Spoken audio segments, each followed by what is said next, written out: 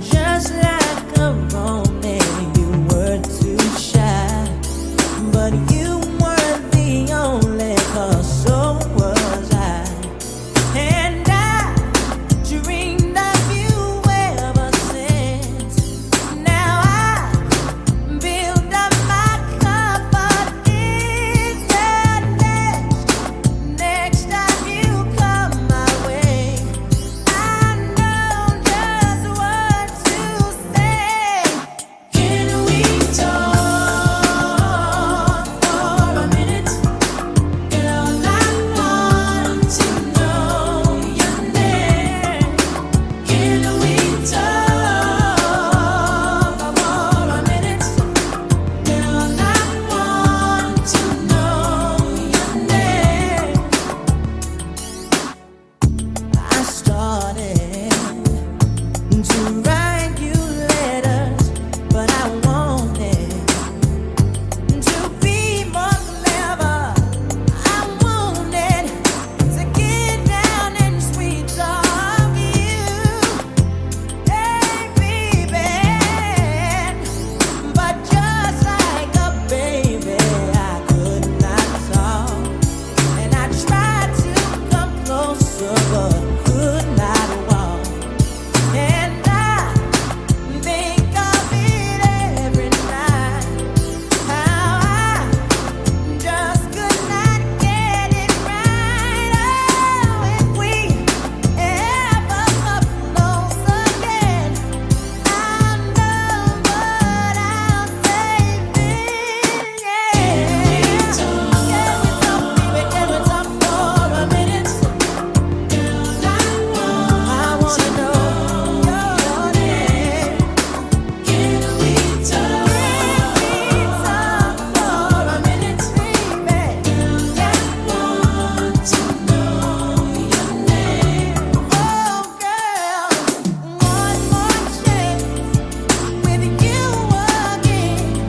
I will not let it go. Please give me just one more chance for love, love, love. Can we talk? Yeah, yeah, baby.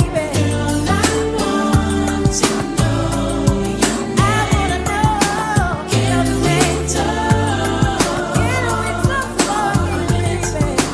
Girl, I wanna know your name. Baby, baby, Lean down to all three ways. You on live on baby, 145.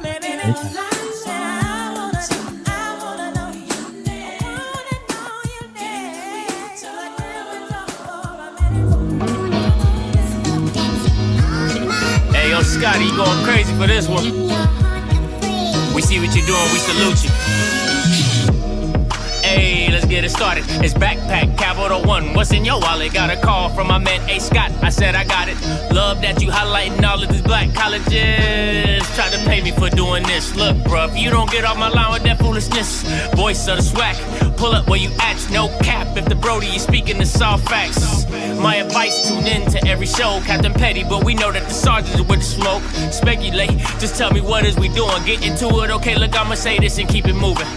My boy Scotty, man, he offered the least. Black grad, paying college, I'm glad that he called me. Walk it, cause we all been taught that talk is cheap. Even primetime knows Scott for the HBCU streets.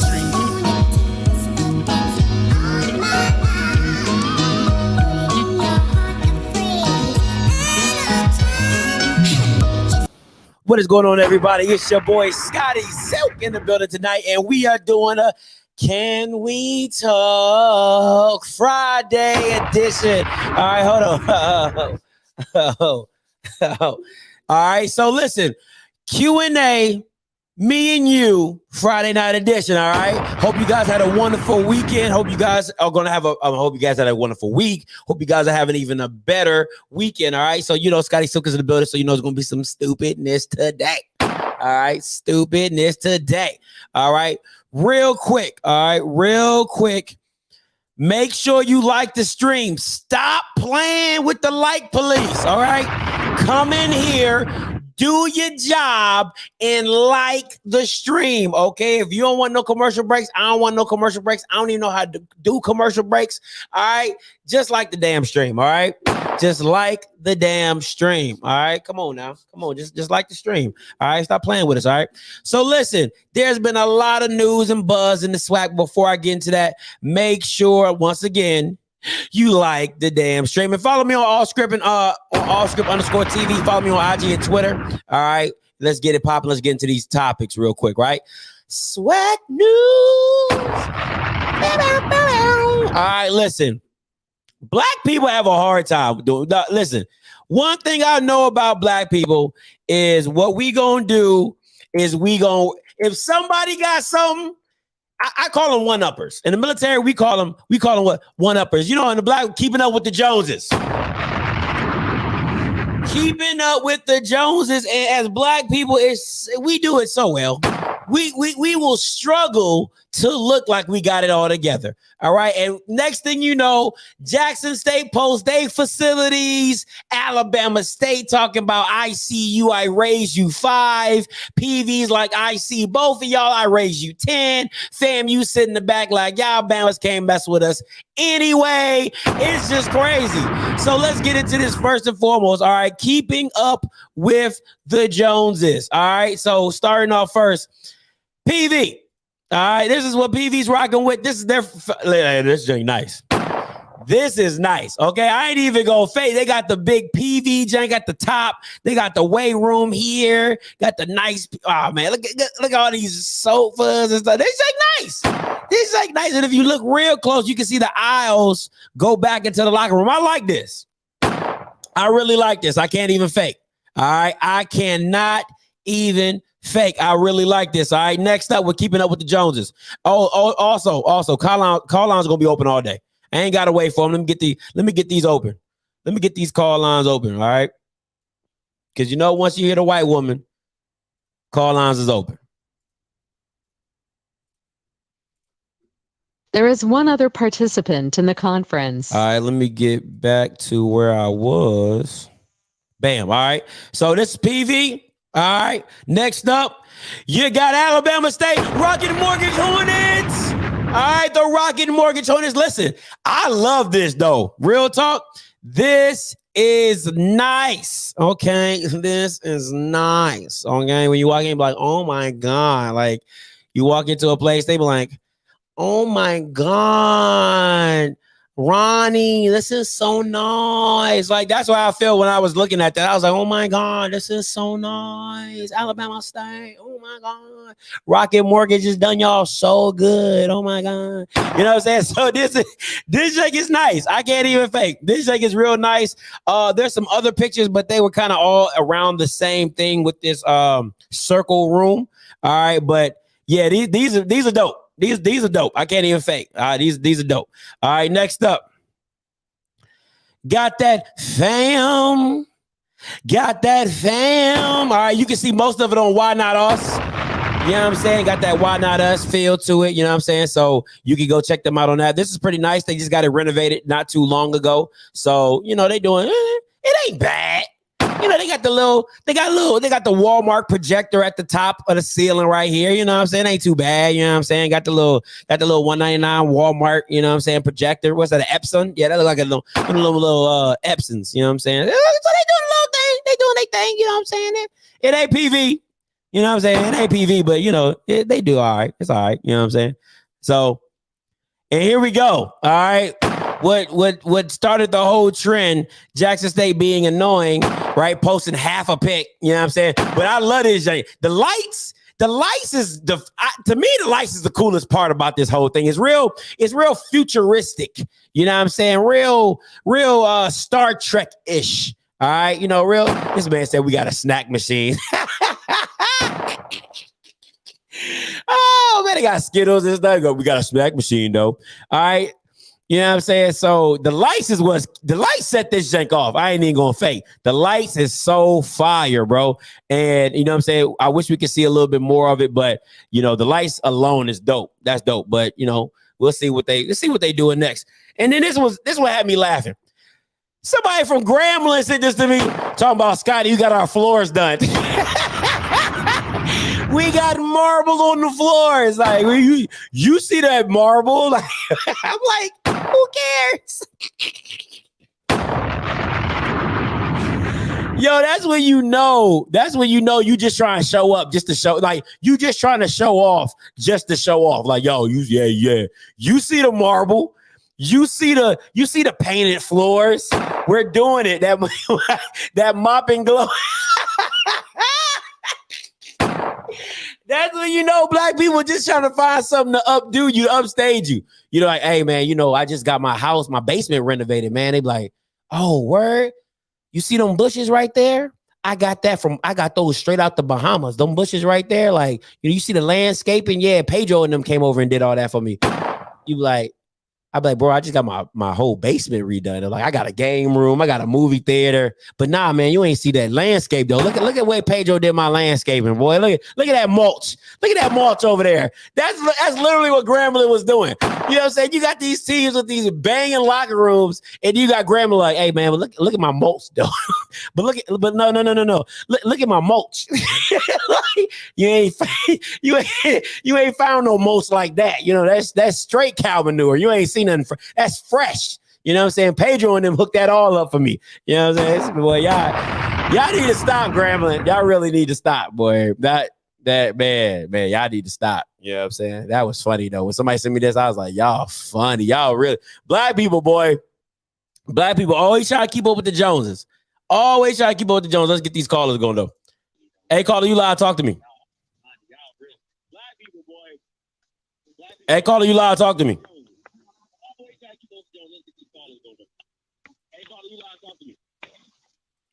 4438. You live? Talk to me. Hello. Yeah, you live? Talk to me. Yeah, you live. Hey, what's up, man? What's good? Can you hear me? Yeah, I can hear you. Oh, okay. Hey, this is your boy calling from. I used to be in Germany, but now I'm back in the States. Talk to me. Yeah. So I just want to let you know, man. Just glad to see what you have. Far you covered this show, and I just want to make sure that hope that you continue with this thing here because you got a good thing going. Don't stop what you're doing. Keep it going.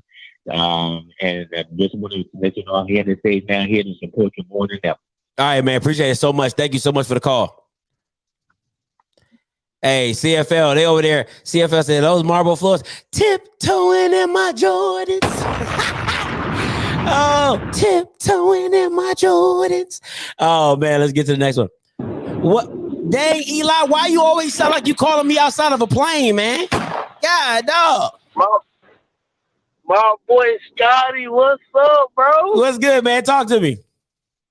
Hey, bro, I just want to make some quick points real quick, bro. Talk to me. Hey, TV, bro, they need that boy T'Challa, bro. You know what I'm saying? From Black Panther. That's the only way they'll ever be good, bro. And also, bro, I wanted to say something. You know, we talk about NIL deals, bro. You know how, as you got the real estate agent, right? Yeah. Bro, they could bring them boys in and be like, look, boom, you can sell real estate while you here type shit. You know what I'm saying? Put them on. And then, boom, that's your NIL deal type shit. You know what I'm saying? So now you learning something and you gaining something. So I'm really saying something if y'all listening type shit.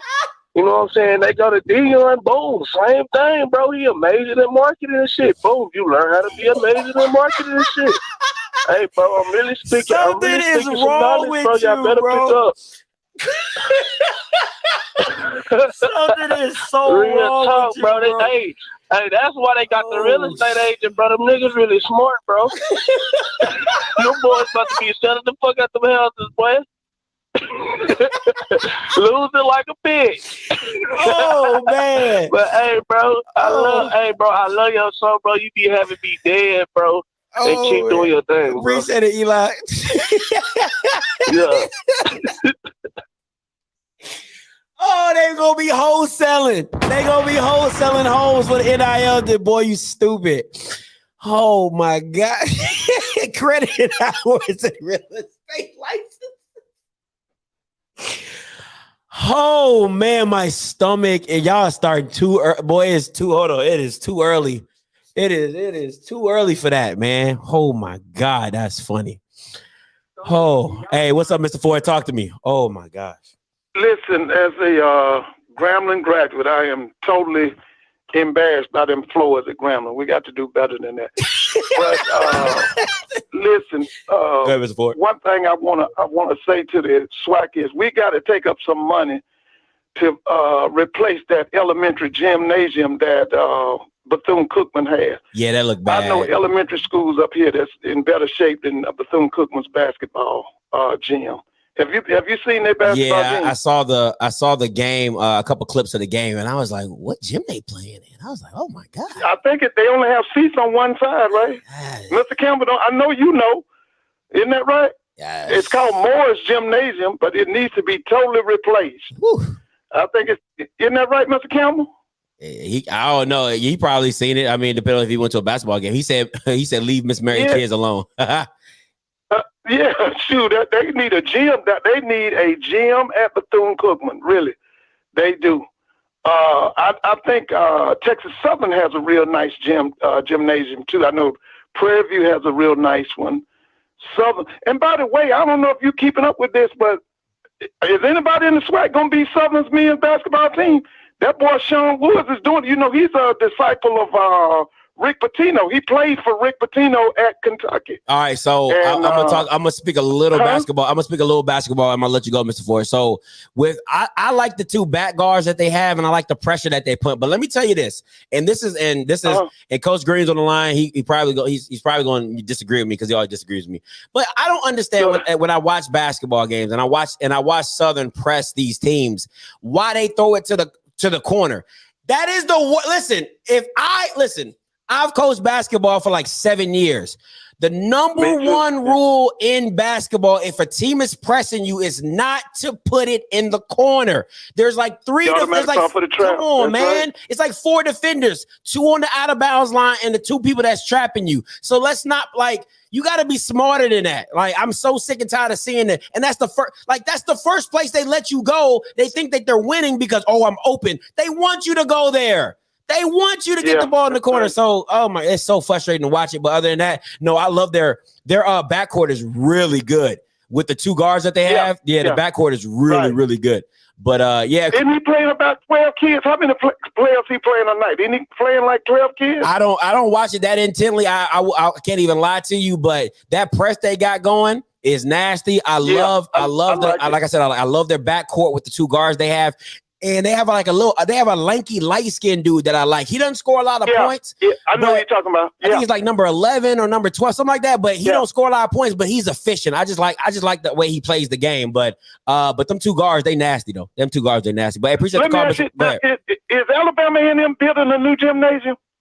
Oh yes, we did pass that. They are building a new facility. I don't know if it's a basketball gym, but I saw them building a new facility by the football stadium. Yeah, and listen, I'm gonna go on this one. I'm enjoying all these players that's being that's saying they're gonna play for these SWAC schools, and all these players that the SWAC schools are going after. I love that transfer portal. Mm-hmm. Have a good night. Hey, you too. Appreciate it, Mr. Ford. I promise you're gonna call back. Once I get further into my show, I promise you're gonna call back. Hey, what's up, Coach Green? Talk to me. All right, let me turn my volume down, bro. Oh, as far as that press you was talking about, they got to have somebody in the middle, man. Thank you. You know, that's they got to have somebody in the middle. So if you're going to pass it side to side, you got to have somebody in the middle for your safety. Because the worst, that relieves some of the pressure. And also the thing that I didn't understand is, and usually it's 2 things. If you go to the corner, the quickest thing is the person inbounding is actually your relief valve. If you don't have a middle person, you try to get it back to them, but the far defender is supposed to slide over and stop that. They want you to do the cross court pass and, all that type of stuff. But I just don't it just bothers me when players think they're winning because they run to the corner oh, give me the ball. And I'm like, bro, that's I want you to go there. Bro, what are we doing? I got another defender with the out of bounds line. So irritating to watch, but go ahead, Coach Green. The out of bounds line is like an extra defender. Yeah. That's all it is. Easy. And then they want to dribble through the press. Like, bro, you're not Allen Iverson. Pass the damn ball. No. God, it's so frustrating to watch. But you know, hey, look, if you ain't like, I'll put it like this: if you're not like that, you don't dribble. Facts. Don't try to break facts. the press. I'll give you that. It's not that many people that's like that can break a press by themselves. But but that's why you got to go ahead, get it out your hand, move the ball, and you should have an easy layup if they press in a certain way. It's easy layup. Yeah. But now the Jackson State girls are balling too now. They're not fair, bro. I ain't even gonna lie to you. Like that team is. I'm not even bullshitting you. Like that's what Jackson State football was supposed to look like. Like if we're being honest, like let's keep it a whole buck. What Coach Reed has is what Jackson State football to me was supposed to look like this year.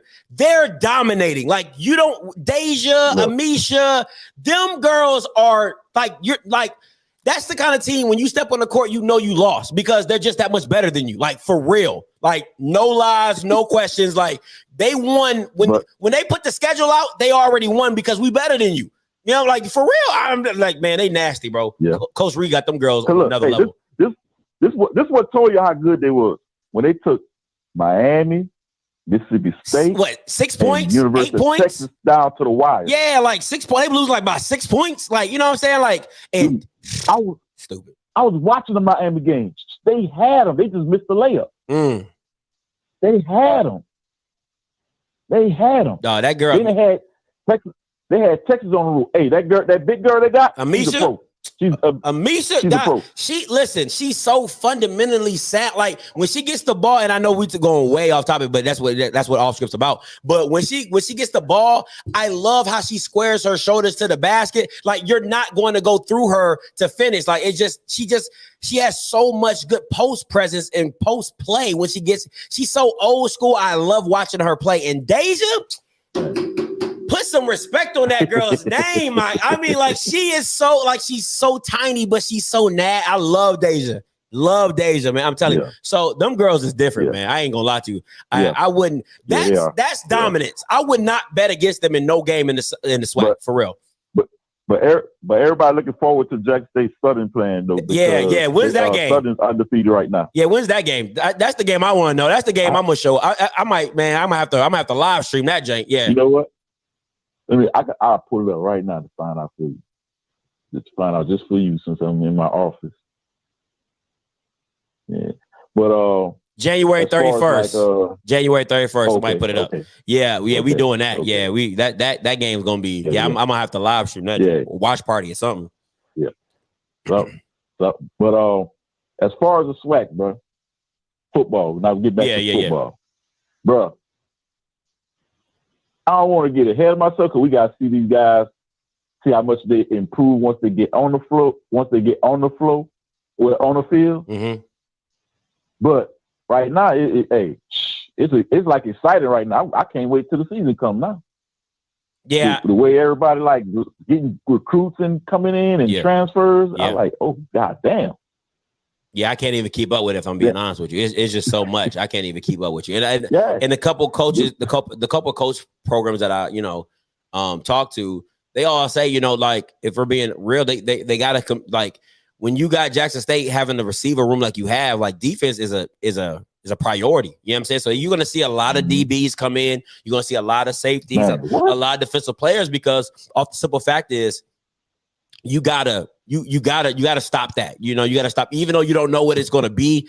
Assuming that everything hits on all cylinders, that's your first priority. And I still blame you for what's going on at Alabama A&M, bro. When you sit there and say they need to fire the whole defense, everybody had to go. Listen, other than the safety they had, I can't remember his name right now. The strong safety, I liked him. But everybody else, oh yeah, they had to go, bro. They had your pink slips. Because this is what you do. When you let the talent go, right, and you get an influx of new talent, then now it goes back to the defensive coordinator. Okay, Troutman. Ooh, yeah, I love me some Troutman. Troutman was a dog, but he was the only dog on that team. But defensively wise. But now once you get an influx of new talent, then you start looking. Now, if they still trash, I'm looking straight at the defensive coordinator. I ain't listen, bro. I don't want to hear no excuses. Defensive coordinator is on you. And Prairie View is doing nice when it comes to recruit, but we don't know who the quarterback going to be right now. That's the kicker right there. You got to know what the quarterback's going to be. And somebody hit me up in my messenger, talk about some, Scotty, you see the new kid at Alabama State? Yeah, he was at Colorado. I was like, bro, you ain't got no quarterback, bro. Who your quarterback? Ryan Nettles? You don't know. You don't know if he's going to start. Joe Owens? You don't know what he's going to be like. I'm about to say Owens. I like Owens better as of right now. Unless Nettles come back with reckless abandon and say, I'm the man. I heard everything Scotty said. I'm going to prove Scotty wrong. Hey, that's the only way I see it. Because I like Owens. As of right now, I like Owens. Man, let me tell you this. I would bet $100 right now that they probably won't score over 20 points against Alabama A&M in the Mag City Classic. 21. I put $100 on that right now. That's how confident I am that Alabama A&M is about to wax that ass, because you ain't got no quarterback. Now they don't got no quarterback either. Now they don't have nothing solidified, but they got people on this roster that can ball. They got Jaron, they got Quincy, they got Xavier. Like they got kids that I would trust more than Alabama State. Yeah, and Alabama State defense, the way Alabama A&M's defense, whether we're building it, I don't know about that. Yeah, I'm gonna sit here and say this: everybody that supports the SWAC needs to, on an opener for Alabama A&M, need to be cheering for Alabama A&M, because I want them to beat UAB. Yeah, I don't even root for them like that, but I'm rooting for them that day. Yeah, I agree with you, and I just want to see a competitive game. You know what I'm saying? Like sometimes, like I said, football is so finicky. Would I love for them to win? Yes, but if it's competitive, it comes down to a field goal winning the game. Like Alabama A&M has arrived, and you know Maynard is doing something. You know what I'm saying? Like I said, we all said that they need to win our conference, especially me. You know what I'm saying? But I'll take you being competitive and just losing a good football game than you getting your ass beat. You know what I'm saying? Like, that is just, we don't want no incarnate words against PV. You know what I'm saying? Like, come on, bro. But I'll take, even like the Jackson State ULM game, like, even though they were the better team, but you know what I'm saying? It was still competitive. I can't knock them for it being competitive. You know what I'm saying? So it just is what it is. But hey, man, I'm gonna let you go. I'm gonna get further in the show. Hey, this is my last thing and I'm done. So because the way they've been recruiting, if they did what I think they're doing when it comes to depth with the trenches, because that's where it all gonna come down to, the trenches. If they get the trenches the way it need to be, they have a chance. Okay. And I'm out. All right, Coach Rick. Peace. Now, listen, guys. Listen, I got a long show today. All right, because this is Can We Talk Friday. All right, so I got a long show. So keep the calls coming. We can have interaction. So y'all probably gonna leave, cook dinner, come back. I'm still gonna be on here. All right, it is what it is. Make sure you like the stream. Make sure you like the stream. All right, like police is staring me down. Make sure you like the stream. All right. Now, next up, Stupid Shit Friday. Once again, people doing stupid stuff and saying stupid stuff. Okay. Now, this is the stuff I gotta deal with. I want to show y'all this. All right. And I apologize, kids at home who are watching me as well with your parents. All right. Stupid Stuff Fridays. All right. I'm gonna say that. Stupid Stuff Fridays. All right. This is what I gotta deal with. All right. I want y'all to read this. This is one of the comments underneath the video I did for Big Country. He says, come on now. There's no way you can break down a film on a guy who hasn't matured as a football player or coached up. Nah, bruh. James Houston wasn't the same guy at Florida. Listen, you got to understand how dumb this take is, right? Like, if you don't know anything about football, let me explain to you how dumb this take is, right?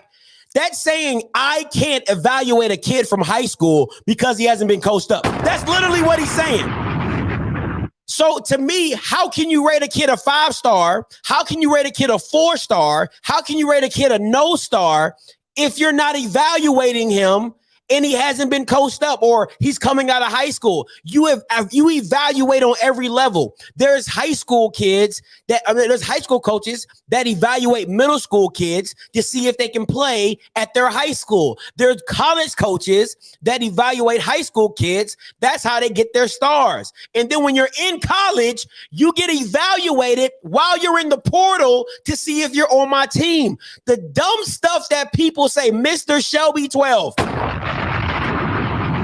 Take your dumb ass back to wherever you came from, because that's the dumbest take I've ever heard. the dumbest take. But this is the stuff, and y'all be in the comments acting like y'all like the next John Madden or something. Like you just said the next most mind-blowing thing. You didn't say nothing. You didn't say nothing. Okay? Or as my mom would say, you didn't say anything.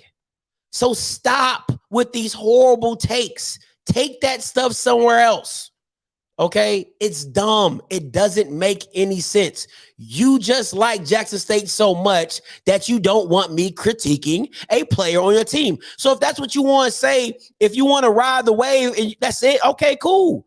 Didn't say that. Just say, hey, Scotty, don't say negative things about Deion Sanders recruits. And I'm like, oh, okay, cool. Bet. We'll do that. But to say you can't evaluate a kid because he hasn't matured, shut up. Shut up. That don't make no sense because you evaluate at every level.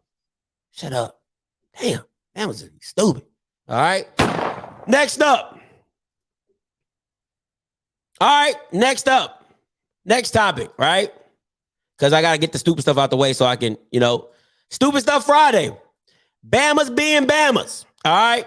So this is a comment. All right. The guy says, it's the fact that he uses JSU content to build his channel when he's not a JSU fan.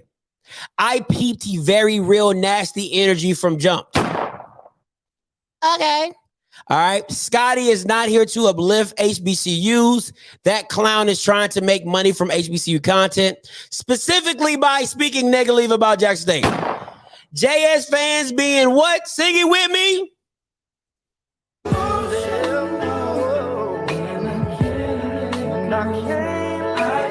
Boy, you is emotional. Okay. But, I got real ones out there. And the JSU alum responds like this. This how the alum responds. He said, and this is Cam. Go check out his podcast. He's probably going to be in the chat. All right. Everyone is trying to make money off JSU content in this small YouTube circle. That's why multiple channels like Script, CFL, Cut Day, and Blue Bloods, to an extent, exist on the sports YouTube channel circuit. As for him not uplifting HBCUs, I think that's extreme cap. Extreme. All right. The reasoning is he literally advertises each school to a degree by rocking their school gear, and he has made positive commentary about their school culture. And when he did not make critical comments about HBCU football programs, he kept it on the field and did not mention the institutions. Next up. Keep it on the field and not about the institution. HBCU grads gotta get out their fields with this cult mentality, because when you look at it, it's in its totality. The same issue y'all are claiming Scotty doing, we actually do to our HBCU rivals prior to competition. Also, where's the defense against Bama State trolling he's done on him or acting as if Pine Bluff doesn't exist in the SWAC sports circuit? No one has brought them up when criticizing Script. It's just the hate. He hates on JSU because he decides not to worship Sanders gang all the time. Appreciate that, Cam. Bama's being Bama's. Bama's being Bama's, man. This is the stuff I got to deal with on a constant basis. I got to let y'all in my world. Just a tad. That's just a little bit. Just a tad. All right? Just a tad. Oh, here we go. Mr. Terry Harris. Listen, this is so funny to me. This is so, you know what? Let me this is funny. Oh yeah. Oh Terry, you got me on the right one today, my homie. You got the right one today. Let me expose you real quick. You might want to jump off this jank before I expose your dumb ass. All right. It's real funny to me because one thing about me, I love exposing some Bamas. That's just, man. All right, let me see. Do.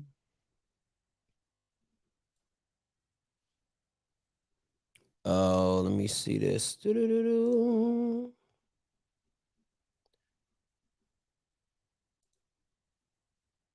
All right. So let me screenshot this since you want to be. Is he still in the comments, babe?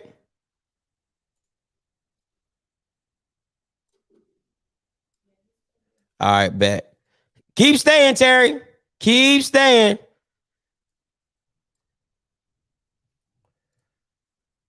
I got time today. Man, I got time today. All right.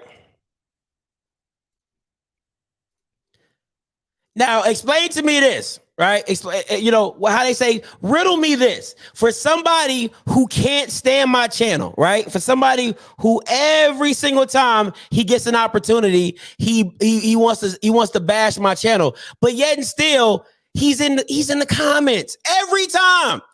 Let's be clear. I played football and coached football, worked with my alma mater, still a coach. What do I have to prove? All right. He says, we won't ever agree on anything. The way you trash talk JSU, my child is in the band. There's a difference between constructive criticism and downright nastiness towards 18 and 20-year-old men. This is him. This is him. Constantly. In the every single time. Hold up. I got more. Oh, there's more. There's more. Okay. There's more. He got more. All right. Let me see. Let me see this. Oh, did I not reply to that? Oh, I did not reply. Let me see. Let me see. This is what I said, right? Let me tell you. Let me see. All right, let me screenshot this real quick.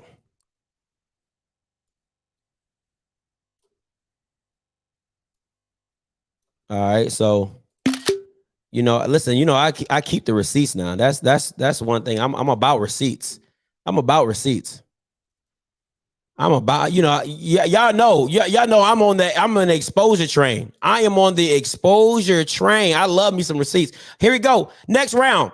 He said, I say, ha, you so right. Why don't you take this energy to another channel, my guy, before you get blocked? You don't have to watch, sir. He says, that's your right, partner. You can diss it, but your ass can't take it. I said, Terry, sir, I can give it, but you won't call in. That's the definition of scary to me. I said, you have until the end of next week to call in. If not, you get him blocked. Simple.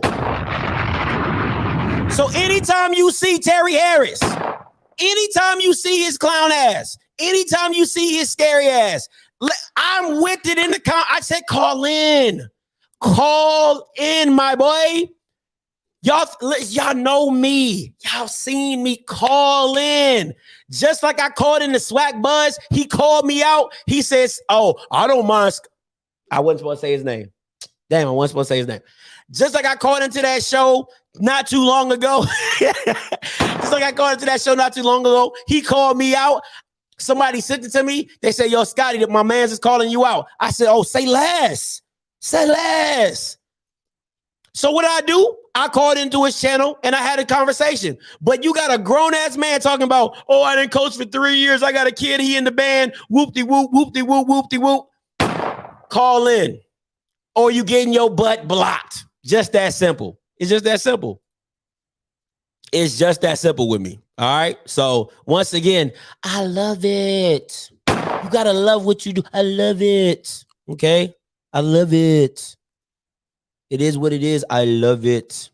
Okay. I'm with it. I'm with it.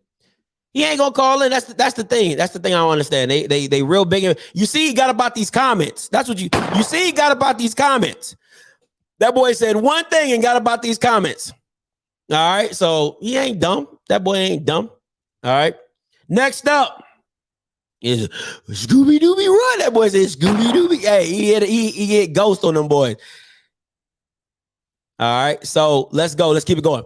My OFFScript 2021 all-time SWAC team. All right, this is my 2021 all-time SWAC team. Let's get it popping.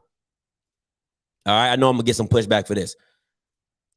QB, Aquil Glass. Running back, Caleb Johnson.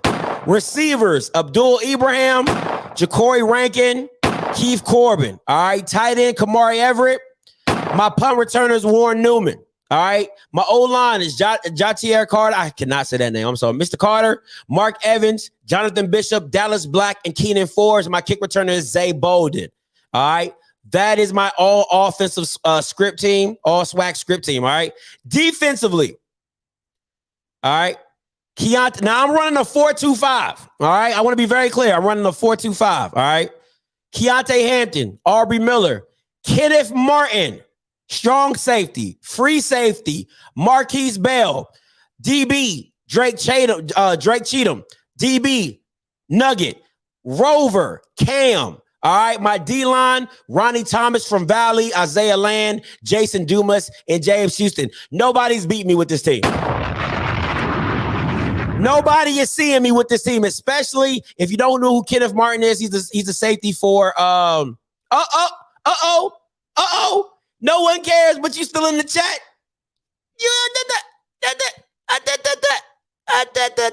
All right.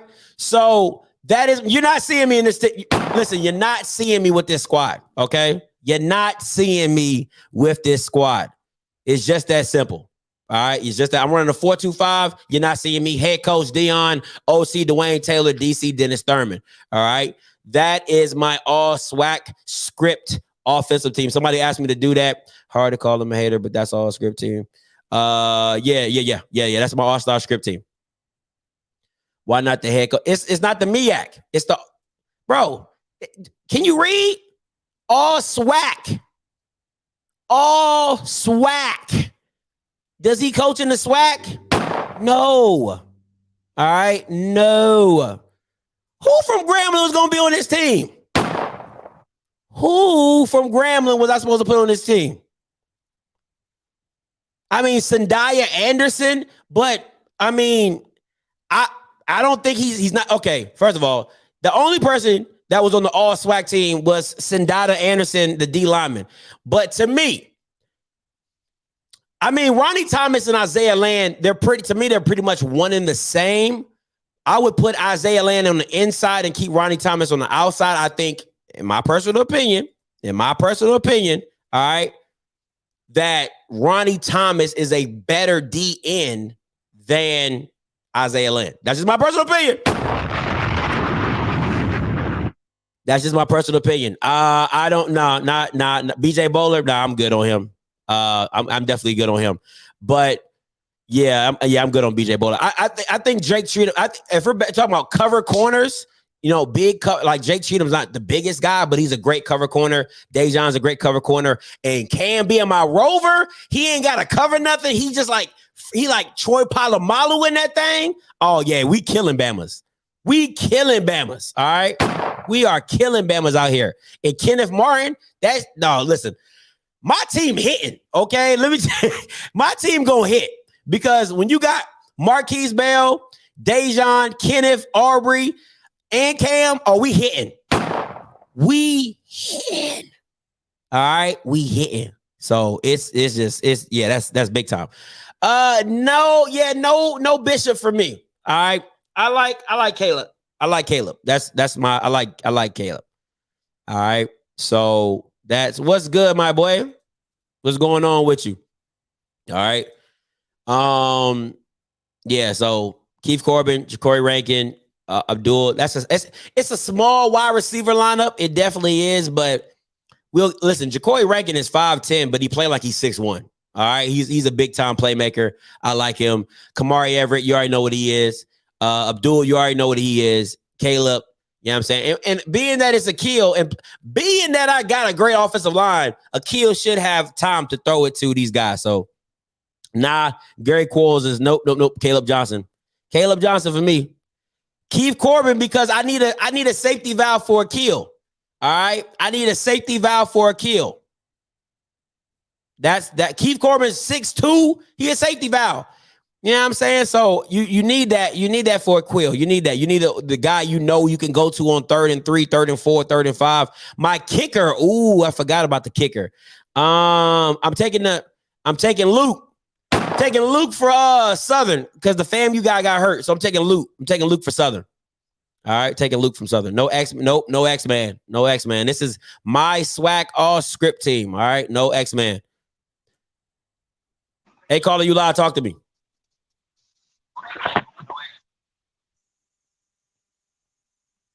That must have been Terry Harris. Try to act like he called in. What round does this team make in the FCS playoffs off script? Ooh, that's a good question, Joseph. What round? Hey, with the defense, we at least going to the second. With the defense, we at least going to the second, okay? Because this defense is raw. I don't care what nobody's talking about. This defense is raw. With Bale, Nugget, Kenneth, Aubrey, Keontae, and then I got Houston, Dumas, and we going We at least going to the second. That's at least. At least. At least. I said at least. The minimum. Okay, the minimum is the second. The minimum is the second. That's all I'm saying. Minimum is the second. You said Mal before ranking. I think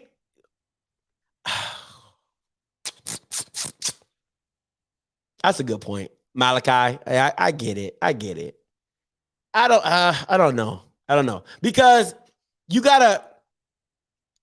Nobody's going to 14. Hey, we ain't. Hey, nobody. Listen, we ain't getting FAMU'd, all right?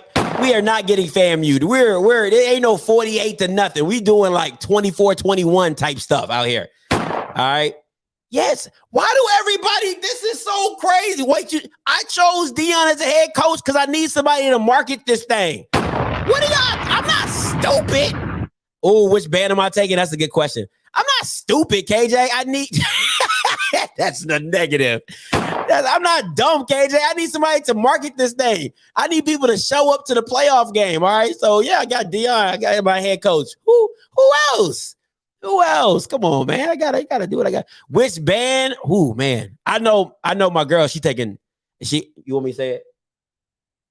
She taking a Sonic Boom. All right. She taking a Sonic Boom. She likes the Sonic Boom. It's probably like the only thing she liked. She liked the Sonic Boom. Waldo, we hit stick and everything, baby. If it moves, it's gonna get hit. That's the kind of defense I got. If it move, it gonna get hit. And James Houston gonna wreck shop. Ronnie Thomas gonna wreck shop. You know what I'm saying? Isaiah Lamb might show up. All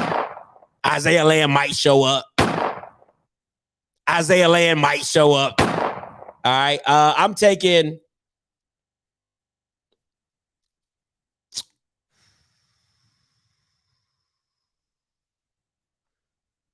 From what I've seen, this is only from what I've seen.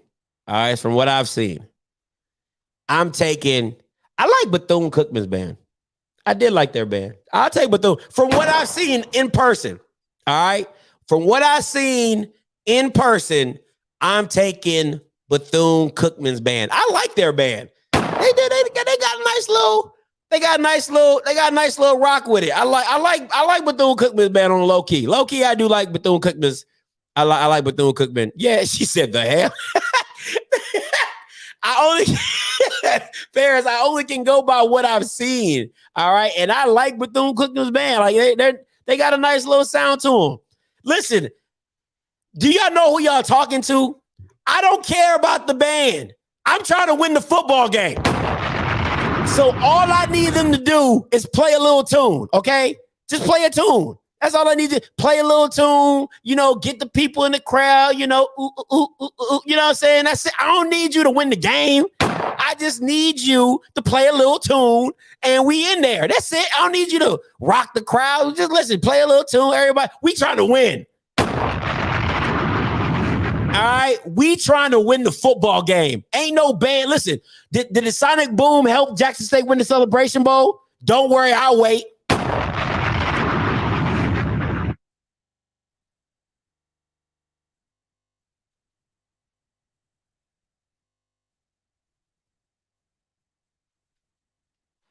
All right then. So it don't matter about the band. Okay. So exactly. Hey, caller, you live. Talk to me. Hey, man. What's good, man? No, not the band. No, you good, man. Hey, I did want to say I just watched the Kevia Davis interview. Man, I really appreciate you for doing that and here's the reason why.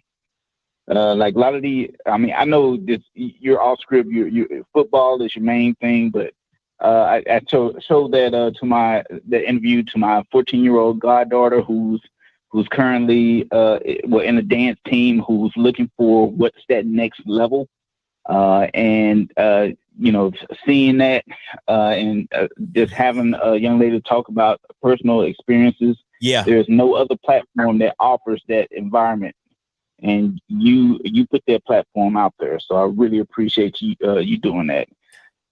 If you want more of that content, somebody sent me that. It's a YouTube channel called Morgan Williams. He does. What was that, Morgan? Morgan Williams. He interviews dance girls.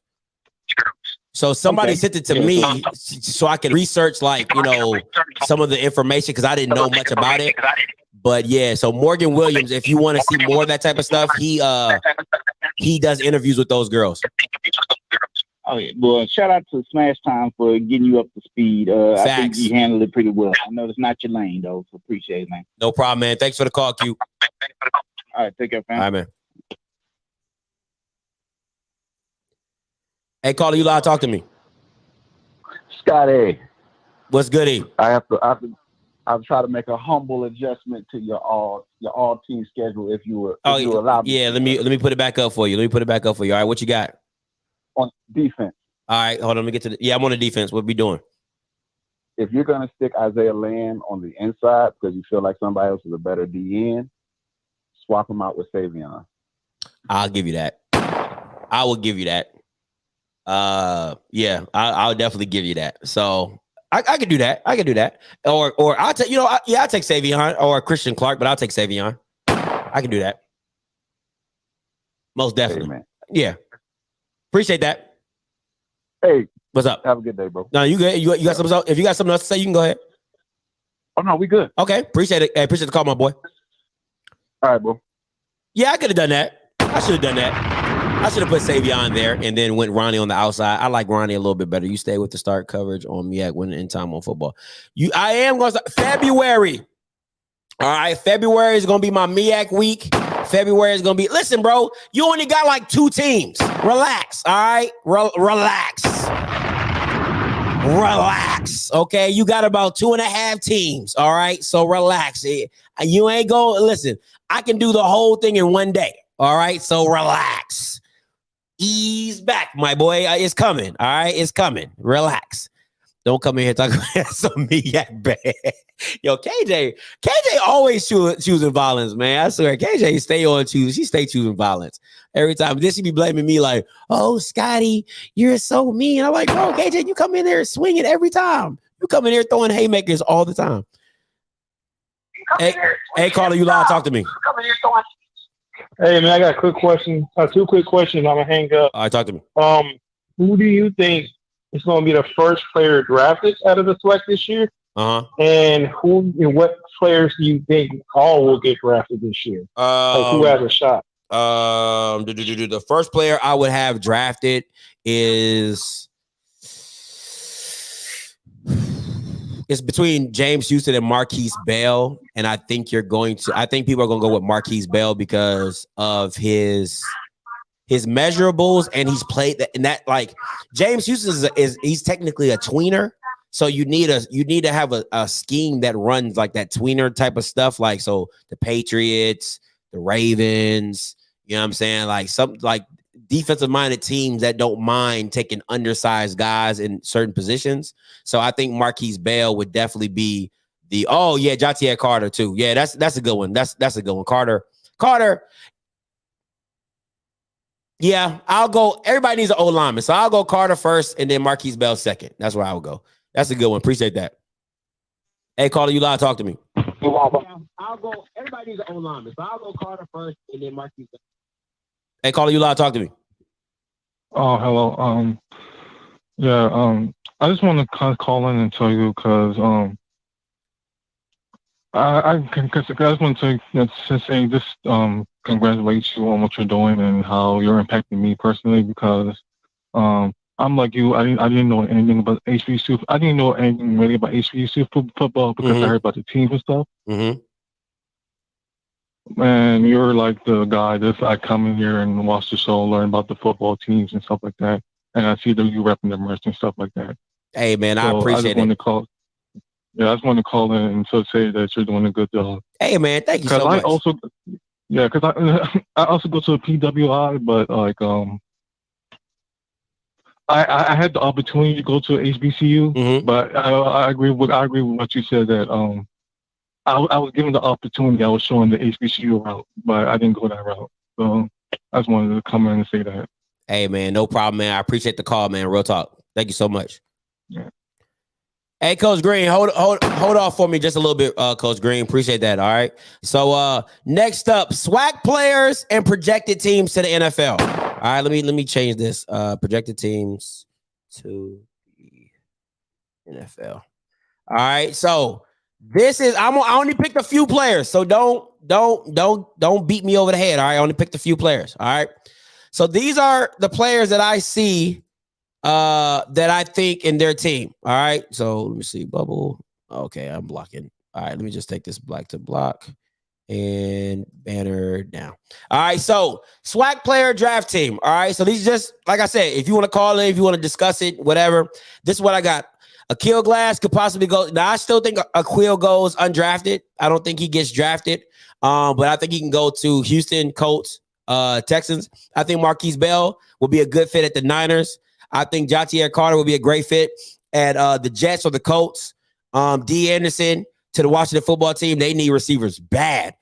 Ezra Gray to New York Giants. I think they're going to do by a running back by committee. And I think Keontae Hampton to the Cowboys because our linebacker situation, even though we got Micah Parsons, I think if you pair him with Micah Parsons and the white boy, the Wolf Hunter, he always gets hurt.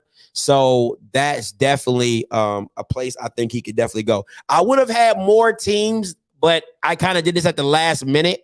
So that's why I just kind of thought of teams off the top of my head that needed certain holes to fill. But if I would have had more time, I would have probably put more teams on there. But that's just, these are the few players that popped into my head that we always all talk about. So definitely, I don't want to say get bigger because, and I would take Jatier Carter at the Cowboys as well. I was going to put him down at the Cowboys as well because we have to replace Tyron Smith.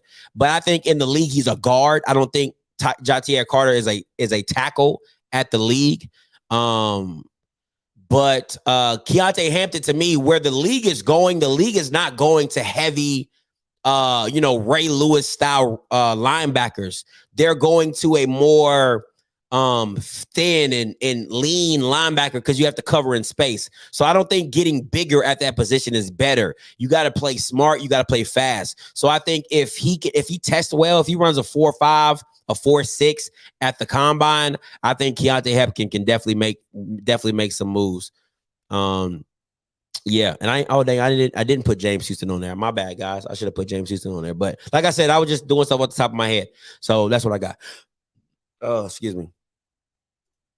Hey, caller, you loud. Talk to me. Let me turn my volume down. Hey, Glass to the Saints. Okay. I mean, I think he's going to go undrafted, so it's wherever he wants to go. So I don't think he's going to get drafted. So yeah, I think Peyton be good for him. Coach Payton would be good. I think Sean Payton would be good for a lot of people, but you still got Jameis Winston there. So, he could be, to me, it's kind of hard to see Aqeel make that team because you got Jameis coming back. You got Taysom, who just got the big contract. So really you just, Taysom. Yeah. And he's a gadget guy, but he still is under the quarterback, moniker. So I don't see how Aqeel makes that team.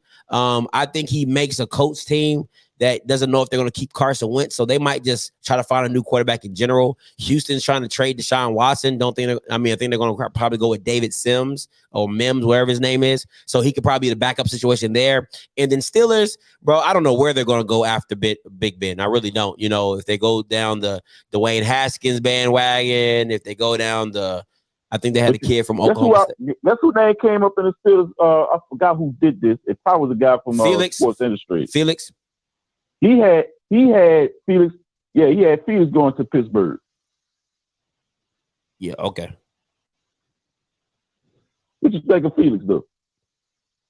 I think Felix is a great athlete that plays quarterback. I don't think he could because at Alcorn, they never asked him to do too much, right? Like if you really go watch Felix's games, he doesn't, from what I've seen, he doesn't have to really like sit in the pocket and read, even one, because his offensive line wasn't really that good this year. But at the same time, that's really not his skill set. So, and he's not the most accurate, but he's a gamer. And you always like, he reminds me of a Jalen Hurts, right? Like, and what I mean by that is just not as polished as Jalen, but he kind of reminds me of a Jalen Hurts because, like, if you watch Jalen, you be like, but he's a gamer.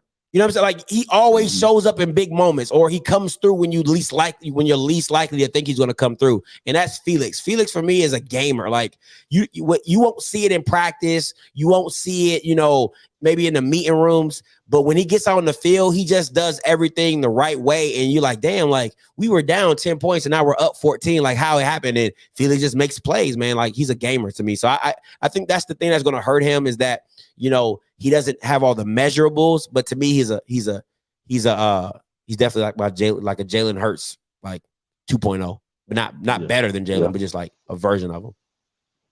For that show, we can't say the name of. Yeah. What day was you on that show? What day was I on that show, babe? Was that Thursday or Wednesday? When I was 5 days ago on the show I couldn't talk about. It was Wednesday. It was Wednesday. It was Wednesday. Oh, yeah. So it wasn't that long ago. Nah. Okay. And this is for Terry Harris. Terry Harris, where was you with that same energy when he was talking about McKay? Or any other player from any other school? Matter of fact, what was your same energy when he said the whole D-line need to be fired at Alabama A&M? He said the whole D-line need to be fired. And Alabama A&M obliged. They really did oblige. I can't believe they obliged. But yeah. I'm out, bro. I'm out. They be listening low key. Hey, appreciate the call, Coach Green. They be listening low key. Listen, man. Ain't no fun when the rabbit got the gun. When them shots turn at JSU, everybody want to get up in arms. But when them shots go outside, when them shots shoot over your head, nobody care then. But when they hit your house, for some reason, he's shooting up my house. Oh, why you shooting at my house? I've been shooting up the whole block. I done spent the round on the whole block, my boy. But you shooting at my house now. Shut up. Hey, caller, you live. Talk to me. What's up, Scotty? What's up, Rich? Man, I think Marquise, I can see him with the Steelers and kind of the Cowboys. And just the Steelers, because they haven't had like one of those. Well, I ain't saying he's going to be one of those. He may be, maybe not. They hadn't had one of those safeties that's going to come down and hit. Like, they hadn't had that. The reason I say Cowboys, because they're so defensive minded now. They need somebody just in case somebody get hurt. So, just being a defensive minded, Akil Glass, I say he needs to be, this is just my thinking, he needs to be either under a veteran offense or dual quarterback offense like the Raiders. You know how they had that dual threat where Marcus Mariota goes in and he comes out, and Old go back in. Yeah, so he can, so he can learn, get his accuracy up, learn stuff from different quarterbacks, especially from like the veteran and the backup. He can, take that helm and actually learn the NFL, because if he just get put in a system where it's kind of like a new quarterback at the new helm of an offense, it's kind of going to be rocky. It's going to be competitive. At the same time, it's going to be real rocky. You know what I'm saying? So that's my two. And a question, like, what's going on? Like, because I truly don't know. I only watch your channel. So what's going on with the other channel saying, like, talking about you? Because I really don't know. I've been trying to find out, but I really don't know. All right, so let me school you. So the other channel is like this, right? The other channel called me out saying that I'm negative towards HBCUs. I'm negative towards institutions. I'm here to profit off the culture of HBCUs, and I'm pretty much like a plague. I'll call myself a plague. That's pretty much what they're calling me, right? So in the process of doing that, one of the subscribers that are on my channel, he sent me the footage of like, yo, Scotty, he wants you to call into a show. Once again, I ain't scared. I'll say it to his face. If I say it to your phone, I'll say it to your face. It's just, I don't care. Called in. I said he was asking me loaded questions because he wants to show his audience me. Like he thinks I'm a backtrack on anything I've said, but that's not how I get down. What I say on my channel, I'm gonna say on your channel, right? So he's asking me loaded questions like, oh, Scotty, you're downplaying my channel by boosting your channel. I said, bro, I'm a firm believer that all publicity is good publicity. Doesn't matter if it's bad or good, because I said, nobody calls into my channel asking about you. You know what I'm saying? I said, but people call into your channel asking about me. So who's winning? Who's winning? You know what I'm saying? Like y'all having a whole discussion about me in your chat. Like who's winning? You know what I'm saying? So it is what it is, man. Listen, at the end of the day, I don't wish no ill will on nobody, but I'm gonna check whoever. I don't care who it is. If you come at me the wrong way, or I feel like I'm being disrespected, or I feel like you need to be held accountable, trust me, I'm gonna do it. It just is what it is. Sure, and I'm gonna just go ahead and tell y'all, Scotty, actually, because I looked at your whole thing just to let people know that just came in on the channel. Scotty started out doing NFL stuff. Facts. Just to let y'all know. Facts. And like after that, Scotty just took something and ran with it. He took Deion Sanders and he just ran with it. So like you can say that about anybody, because that's how I started. I started doing the Buccaneers, but since I got so much connect with FAMU for my page, I just started doing FAMU stuff and it started blossoming. And you can't deny what you're good at and what the Lord brought to you. So y'all stop bashing Scotty, man, because these people got his back out here. Y'all don't know who got his back. So you may turn around and see about 4-5 Devos from Jackson State, FAMU, Bethune. You know what I'm saying? Y'all better chill out. Hey, Bridges. Hey, man, appreciate the call, bro. Real talk. Thanks, man. All right, dude. So he said, no, Lady Voldemort.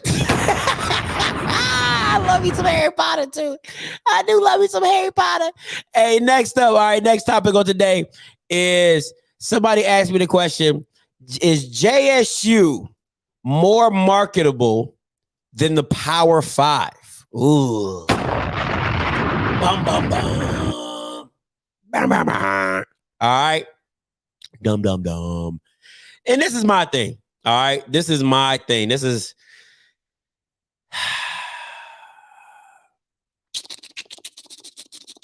Listen. Yes. All right. Yes. Because it's not Jackson State that's marketable. It's Deion. Deion Sanders is marketable. Hey, I don't know if you know, but let me tell you. Deion Sanders is the market, not Jackson State. Okay, so it's not your brand. It's Deion's brand. But to each his own. However you want to feel about it. That's just we keep that between us. We'll keep that between us. We act like we didn't even say that. All right, we act like we don't even say that. You know what I'm saying? So it's not like it's Deion. Like it's Deion. Like this is how, let me ask you a brand, right? Let me ask you a brand question. Like, who was Nike before Jordan? Don't worry, I'll wait. Who was Nike before Jordan? Okay, so what you're going to say is, but Scotty, we had all these legends. Oh my God, Walter Payton. Oh my God, Robert Brazil. Oh my God, Jimmy Smith. Oh my God, we had all these people. We was putting people in the pros. Like, bro, but you were not relevant. You weren't relevant. All right, like let's keep it a whole buck. You weren't relevant. You know what I'm saying? The SWAC wasn't relevant. Like, let's keep it a whole buck. You know what I'm saying? So, but that's what you're going to do. You're going to go back to the 70s and 80s, but nobody in the recent 10-year program, y'all weren't on nobody's radar. Nobody's radar. Y'all wasn't on ESPN. Y'all weren't on nothing. All right? Nada. Nunca. Niet. All right? None. All right, how does SWAC and the Fool say? There's over 10,000 languages, but we speak facts. I love when they say that. Shout out to SWAC and the Fool for that one. I love that. I love when they say that. It's over 10,000 languages, but we only speak facts. Like, come on, man.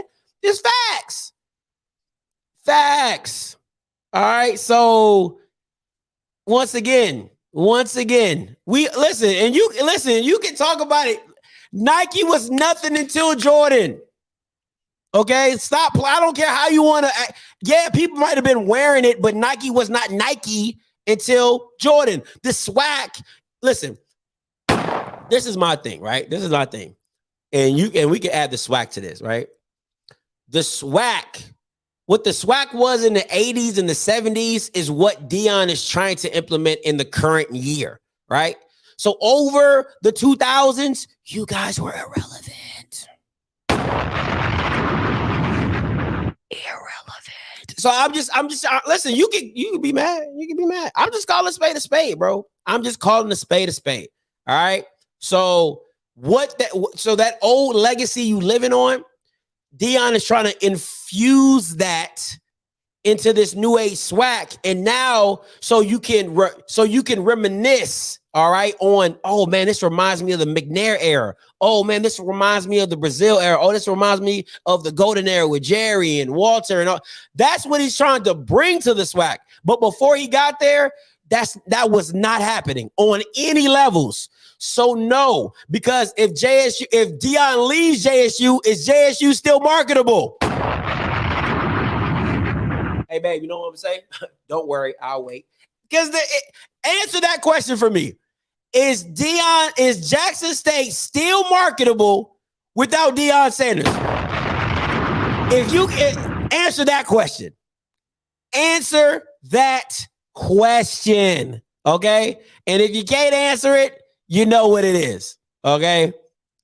You know what it is. Not as marketable, nigga, no. That's a no. Just say no. Hey, not as marketable. No, because if Deion leaves, he taking them players with him.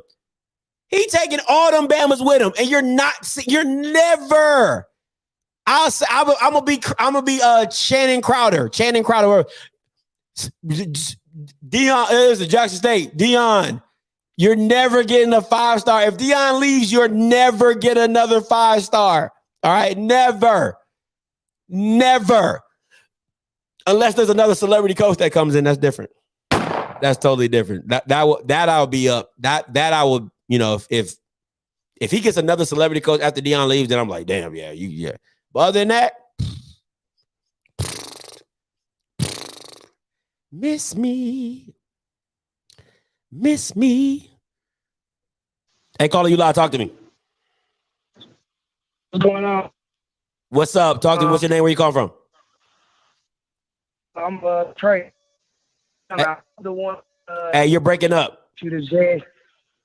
Oh, I said I was the one that sent you to JSU was more marketable than the Power 5, right? Talk to me. Okay, so it's not about. It's the story that he was able to market. You know what I'm saying? Like JSU gave him the story. The story of I Believe, the story of the black people and bringing back the glory days. That was what I feel like that's more marketable and a more stronger story than Deion. If Deion brings a number one prospect to a Power 5, it means nothing. It's already happened before. That's why JSU is more marketable, because any 5-star, 4-star that comes there, it's automatically a story. But That's is that okay? So stay on the line. Please do not hang up. Is that a Cinderella story, or is that marketability? Because those are two different. If you want to talk about a Cinderella story, yes, everybody loves a Cinderella story. Everybody likes the underdog. Everybody likes, the Davidson with Steph Curry. Everybody likes that. That doesn't make you marketable. All right. And every time you started the conversation, you said Deion. All right. Deion did. Okay. So there's no JSU did. Jackson State. No, there's none of that. There is none of that. Okay. So go ahead. Okay. What I want to say is this, right? It was the foundation that JSU had. How many HBCUs even have a stadium that can fit 60,000 people? See, that's what I'm saying. If he went to another HBCU, right? Or if he went to another school that can fit 15,000 people, you wouldn't get a Stephen A. Smith saying that we basically we had more people at our games than a Mississippi State in Alabama. It wouldn't be possible. It was the foundation that JSU had. Like, I feel like they go hand in hand. It's not. Okay. It's not. Hold on. Time Dion out, sir. Listen, let me understand. First of all, how long you been watching the show? You been watching the show for a long time? You watch the show, the channel? Yeah, I've been watching the channel. Yeah, I rock with you, bro. Okay. So let me explain something to you. I'm very analytical, and you're changing. Like, I like how you're leaving things out the story to fit your narrative, right? Okay, so let me give you a little bit, because this is what I learned on my Uber ride to the stadium to play the Capital Classic. The guy told me that the stadium was built for multiple teams in the state of Jackson, Mississippi. Is that correct? Okay. Is that correct? It's a yes. It's a yes or no question. Yeah. That's yes, right? So that means that it wasn't initially built for Jackson State. It was built for multiple teams to play their bowl games in there. Those teams either left or were disseminated or were terminated, and Jackson State was left with the stadium to play at Jackson, Mississippi. Is that correct? Yes. So your foundation, wait. Your foundation is not your foundation was not built exclusively for you. You stumbled upon it. And upon you stumbling on the 60,000, all that helped you do was bring Dion to say, you know what? We can subsidize your contract money with the stadium ticket money that we get from having a 60,000 stadium. And the fact that even when we're losing, we have 30 to 40,000 fans bring you in the excitement. We can already know that it's going to be 50 to 55. But once again, that's because of the Dion brand. So if we're being honest, what happened is you were a Pikachu, right? That's what y'all were. Jackson State was a Pikachu. Dion was a Thunderstone, and you evolved into Raichu. That's literally what Jackson State did. You were Pikachu. Deion Sanders brought a Thunderstone, and you evolved into Raichu. That's it. So it had nothing to do with you. Let me ask you a question. So you're telling me the JSU Dion brings the HBCU back to glory days story. Do you think that Dion goes to Florida State? Do you feel like that's a better story? Do you feel like that's more marketable? Of course, I don't. Okay, see, you're looking at it from a flip. You're looking at it from a closed lens. It's not marketable to you because Florida State doesn't fit your fancy, right? But it is marketable to a Power 5 in the SEC and all those big brands, ESPN flagship, because your best corner that has ever come out of Jackson State, that comes out of Florida State, is going back home to rebuild a program that hasn't been good. That is a top conversation. And then on the same token is that he gets a top class in his first year or his second year, he gets a top 3 or top 5 class. That's marketable. That's a story. You get what I'm saying? So Florida State still has a brand. At the end of the day, Florida State still has a brand. But when you add Dion, you add a level to it that takes it to another level, right? So Florida State is still Florida State at the end of the day because of the facilities, the resources, the history of Florida State, right? But at the end of the day, when you added Dion and the best corner that ever came out of Florida State, the greatest corner of all time in the NFL, back to his alma mater to bring it back to relevancy, it adds a better storyline to it. Okay, man. I was glad I got to talk to you, man. I agree with certain points, but I don't feel like I don't feel like Travis Hunter would get as much as he's been getting, that shine he's been getting. I don't think he would get that if it wasn't he's the first 5-star to go to an HBCU. I don't feel like he would get that same look if he didn't go to a HBCU. Okay, let me ask you this. Let me ask you this. Let me do this. I'll do you one better. Take Dion out the picture and Travis Hunter goes to Jackson State. Is it still a story? Yes. So it was a story regardless. It was a story regardless. It didn't matter if Dion brought him or not. It was a first because it was a first. So it was always going to be a story. It didn't matter if Dion did it. If Coach Hendricks did it, it was always going to be a first because it's never happened before. So that is not, you can't even use that storyline.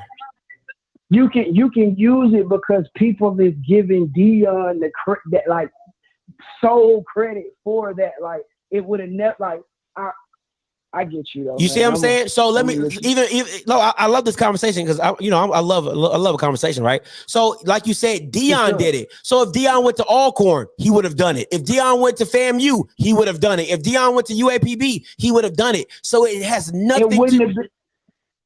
Okay, so I'll say this: if he would have went to any of those other schools, okay, for you to, when you say, like, when I say foundation, I understand that the stadium wasn't built for us, right? But it's currently mine. You get what I'm saying? Like I don't own the apartment that I'm in, but guess what? I'm able to live in it, and I'm able to, you know what I'm saying? That's a place for me. It's our home. You know what I'm saying? So right now, our home is that stadium, right? And our fan base, because I want to say this, we've been packing out the stadium. If you look at the numbers, JSU had more. That is not. Go ahead, finish. JSU had big numbers before. You know what I'm saying? We've had big games before he came. I feel like if we didn't have a foundation, he wouldn't have came to JSU. Let me ask you, you're missing. Listen. I feel like it was the perfect situation, sir. But listen to what you're saying. I listen to what your question was. You said, is Jackson State more marketable, right? Were you marketable before Dion? That's the question. If you weren't marketable before Dion, then it means Dion is the marketability. That's my whole point. I don't care about what you're talking about with packing out games. Were you marketable? Was Walmart giving you money? Was Aflac sponsoring your stuff? Were you getting new? Like, were you marketable before Dion? It's a yes or no question. Yes, because if we weren't marketable at all, like you're saying, I don't feel like Dion comes. Oh my gosh. I'm saying we had to be marketable for him to come, bro. So you just telling me he just decided to just come to a place that just not marketable at all, and it's just all D. So let me ask you a question: you feel like this is all Dion? Yes, absolutely, absolutely. Every bit of it, bro. Every bit of it. I didn't say, but listen. You're confusing the question, right? The question that you asked compared to what is going on, right? I didn't say Dion is the reason why you've had 30 or 40,000 fans. I'm not saying that. I'm not saying Dion is not the reason why Jackson supported his team. I'm not saying that. Your question is marketability. You know what marketability means? Listen very closely. You might learn something. Marketability is being able to cross over to different genres, to market outside of your market, right? And you're saying, is Jackson State more marketable than the Power Five? That is a negative, because the power of Jackson State by itself is not able to cross over markets.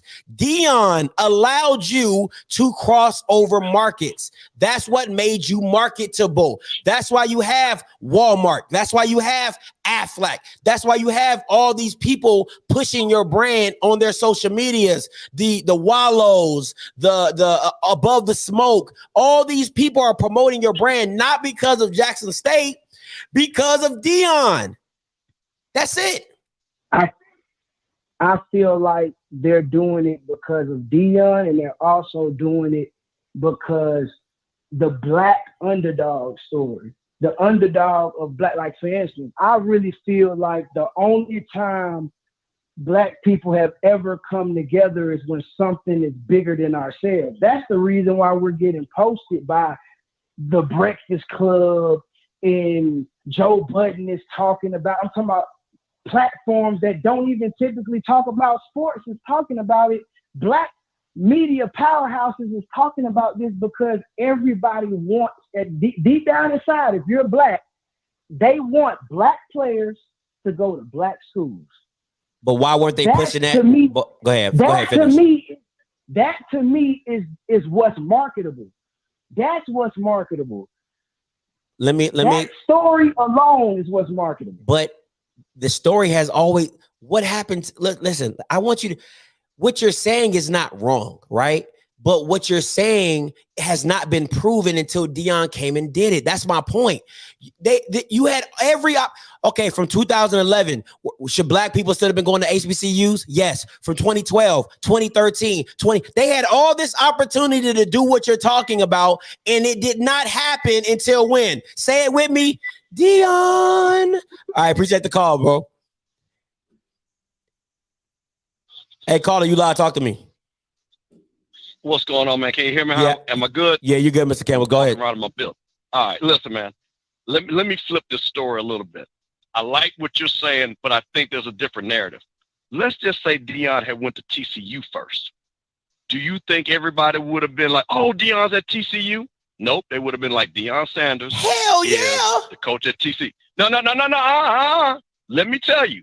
There is a difference when Deion because this is a partnership with Deion and Jackson State got. It's a big difference. There are only, I'm going to tell you something, in the history of college, there have only been 3 culture schools. That has been Georgetown basketball, Miami football, and the Fab Five. Deion is not that culture movement where people all over the country would not be wearing TCU jerseys. I'm sorry. They would not be wearing TCU jerseys like they do in Jackson State. There is a difference. Okay, so let me because you know what would happen? Wait. Hold on.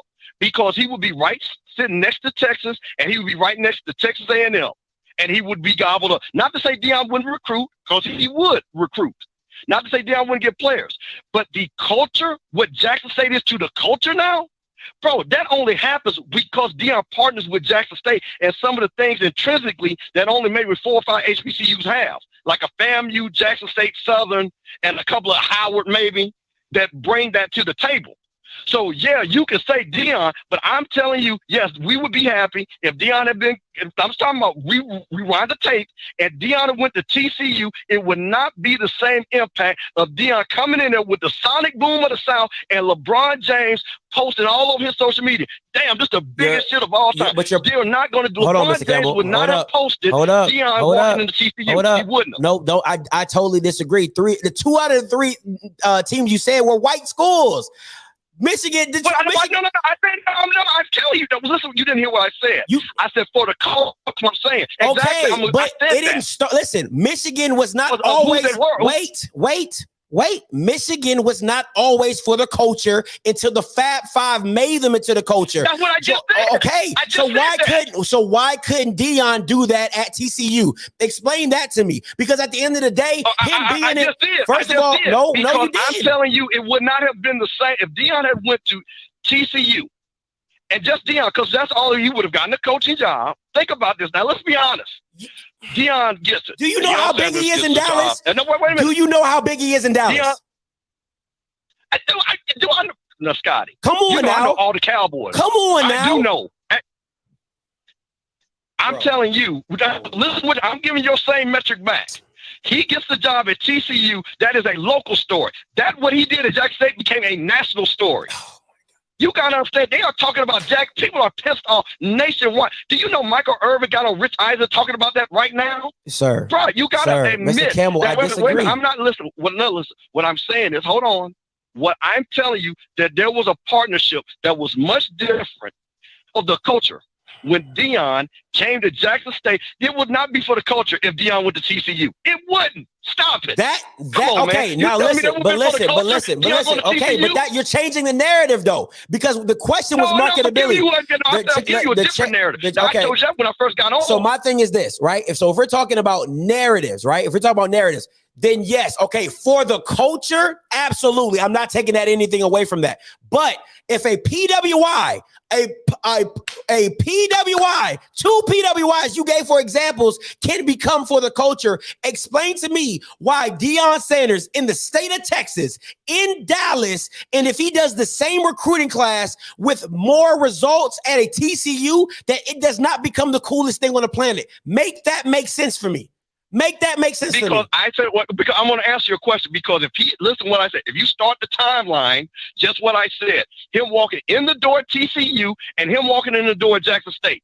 If he would have walked in the door at TCU with all them white people behind, we would have been like, God, good job, Deion. You got a coach's job. When he went in there with the fanfare of the whole state, that people were totally shocked, and Jackson State put on one of the best presentations of all time. There was a difference. You cannot deny there was a difference. Their coaches get hired all the time.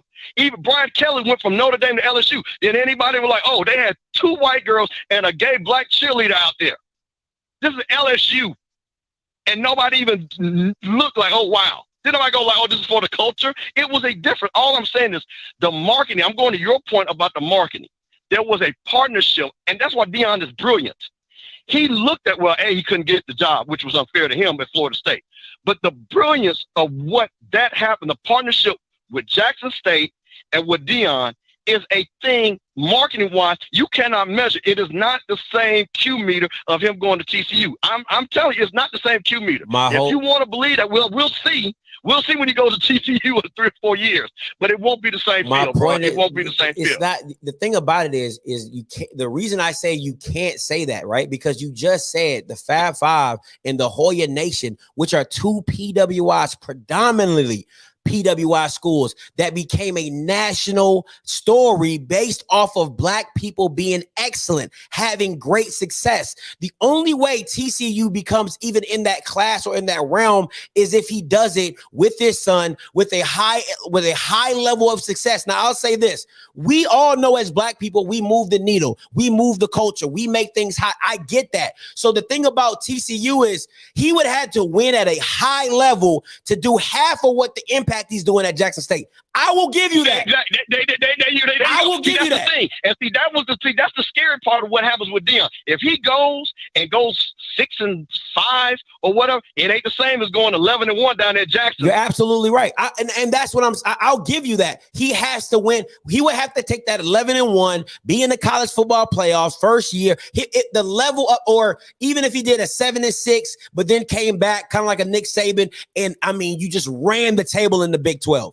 You know what I'm saying? Like it was like you didn't get your class in. Your next year, you get your class in and you freaking run the table. He would have to do that consistently to be considered at the level of impact that he is having at the Jackson State. What makes it easier for him at Jackson State is because you have so many black people happy to see a black man giving back to a black school that people have just galvanized around it and pushed it in the narrative that ESPN and national media, which is a lot of black people in it, you know what I'm saying, that have been pushing this story and this narrative. And then, white people love Deion as well. So I would agree with you on that. The only caveat is to say to me is that he could not have done it. That I disagree with that. That's the only thing I disagree. No. Listen, that's what I'm saying. Don't misquote. I said the same timeline. And that's what I'm saying. I'm giving you, see, what I'm not discounting is the partnership. It wasn't just Deion. It was the partnership between him and Jackson State that made this greater, because the partnership would not have had the same impact with TCU. That's all I'm saying. I'm not saying Deion wouldn't be great. I'm not saying Deion would recruit, but the partnership and like I said, if Deion would have came to FAMU, all hell would have broke loose in Tallahassee. That would have been a story unbelievable. So what I'm saying, it would have hit different than Deion Sanders goes to TCU. It doesn't hit the same, bro. It just doesn't hit the same. And that's all I'm saying. And that's how, and what I'm saying is, when I'm talking about culture from the marketing standpoint, Georgetown basketball hit different because it was some people that thought Georgetown was a damn HBCU. Miami hit different because you know what? The team was black as hell. And I'm talking about they were black. So that was the thing why it hit different. It wasn't like Alabama and Bo Jackson and no guys couldn't speak. Them brothers from Miami were originally black. So that's all I'm saying with Deion. With that partnership with Jackson State and the way, and I'll tell you another thing too, what you said about these companies. Deion has connections, but there's different when Walmart and FLAIR give money to black people because they're white guilt than giving TCU guys got $1 billion. It don't hit the same. Walmart looks way better, and them FLAIR commercials look way better because Deion is associated with Jackson State compared to him being with TCU. It doesn't hit the same. But that's all I'm saying, bro. Go ahead. Go ahead. It might not hit the same for you or for the black culture or for for national media. But I'm telling, I know I'll stand on this. The mere fact that Walmart would give more money because they wouldn't have no guilt in it. They'll just continue to give. They'll be like, "Yo, we want to be a part of it." They don't. What I'm saying, they don't have to give it. That's my point. It ain't about giving it.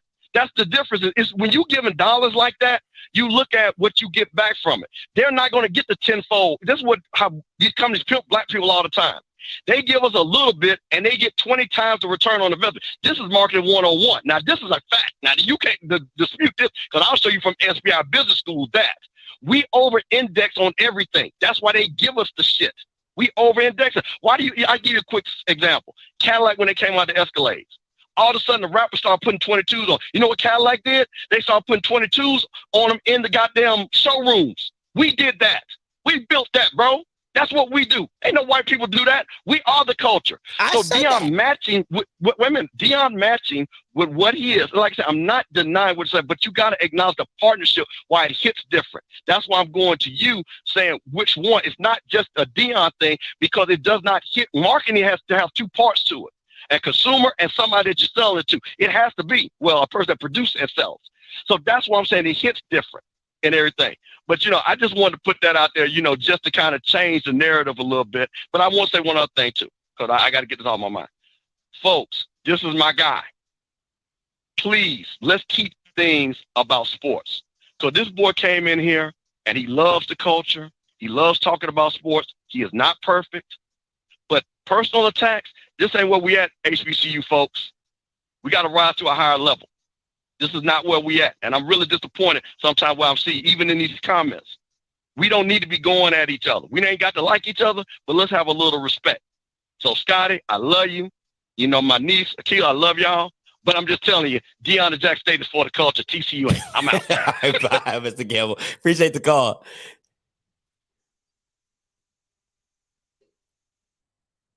Hey, what's up, Smash? Talk to me. Man, listen, Scotty, bro, listen, I think they kind of changing the question and narrative from the first question of Jackson State versus the rest of the PWI and Deion.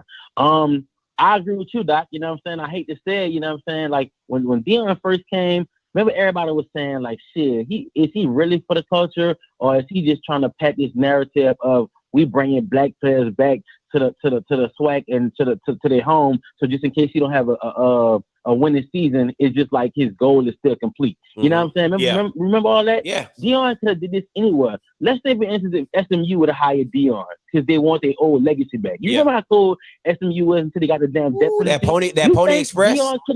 Yeah. Huh? That Pony Express. Exactly. You don't think Deion could have shipped them back just by going there? Like, let's be for real. You know what I'm saying? I think people, I get it, bro. The black people and the black dollar is always gonna pop when it's like a black man giving back to the HBCUs, bro. But at the same time, Deion is the marketing strategy. Like, it may not like hit different, but he is the marketing, not the place that he chose. Just like the guy who just up off here said, he could have chose any HBCU and went there and went did it. And the dude who said it's because of the stadium was so big, he was so capped. They act like Deion ain't pretty much saved Jackson State football career. You know what I'm saying? There was nothing before him, like in the football world, in a long time. So when you get that Pokemon theme, that should hit on the money. And before I get it stuck out it, I'm gonna leave you with this. I'm done, got it. Pokemon, gotta catch 'em all. I wanna be the very best that no one ever was. Boom, boom, boom, boom. It's my best. I remember watching that at school. Hey, caller, you live. Talk to me. Hey, what's going on, man? What's up? What's your name? Where you come from? If you can remember, what was the reason Deion stated for coming to Jackson State or getting involved with HBCU? He said because God told him. Well, didn't he also make a statement about the racial climate in America? Oh, that George Floyd felt like he needed to go back and do something for his people. Yeah, George Floyd. Oh, remember. So at this time, remember Trump and all this racial tension is going on right now. So, what would be the story after Deion leaves Jackson State and go to one of those PWIs? Will the story be I civilized these Negroes? I taught them how to take care of their facilities, and I taught them how to market their facilities. What would be the story after he jumped ship? I couldn't even tell you. I mean, I know they'd be hot. But listen, you got to look at it as like, because if he came to save the blacks out from their degradation, from their decrepit institutions, and then you go and leave for a white institution. You know, that's kind of like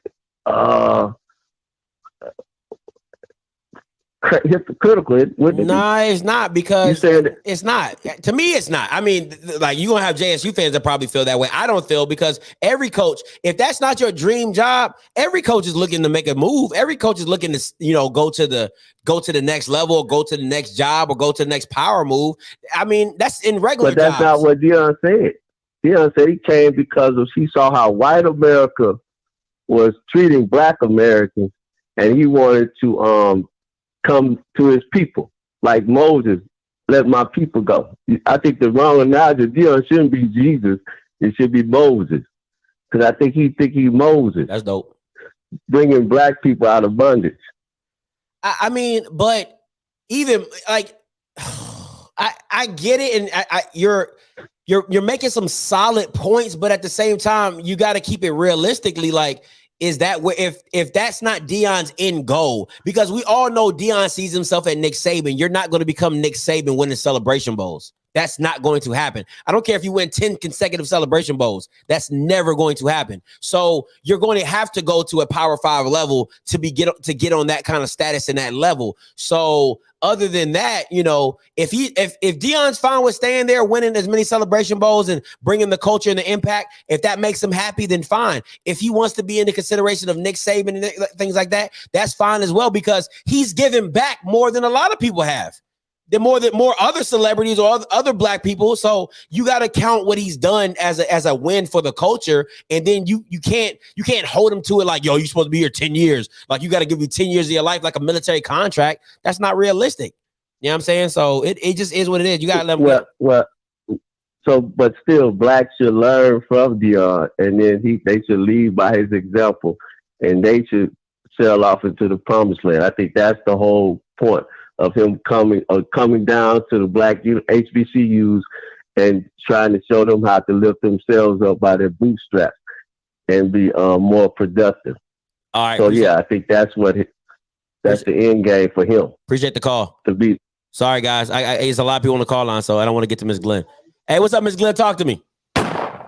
What's up, Scotty? How are you? I'm doing good. I saw your name. I was like, I gotta click on you because you don't call in very often, so I gotta get you when you get in.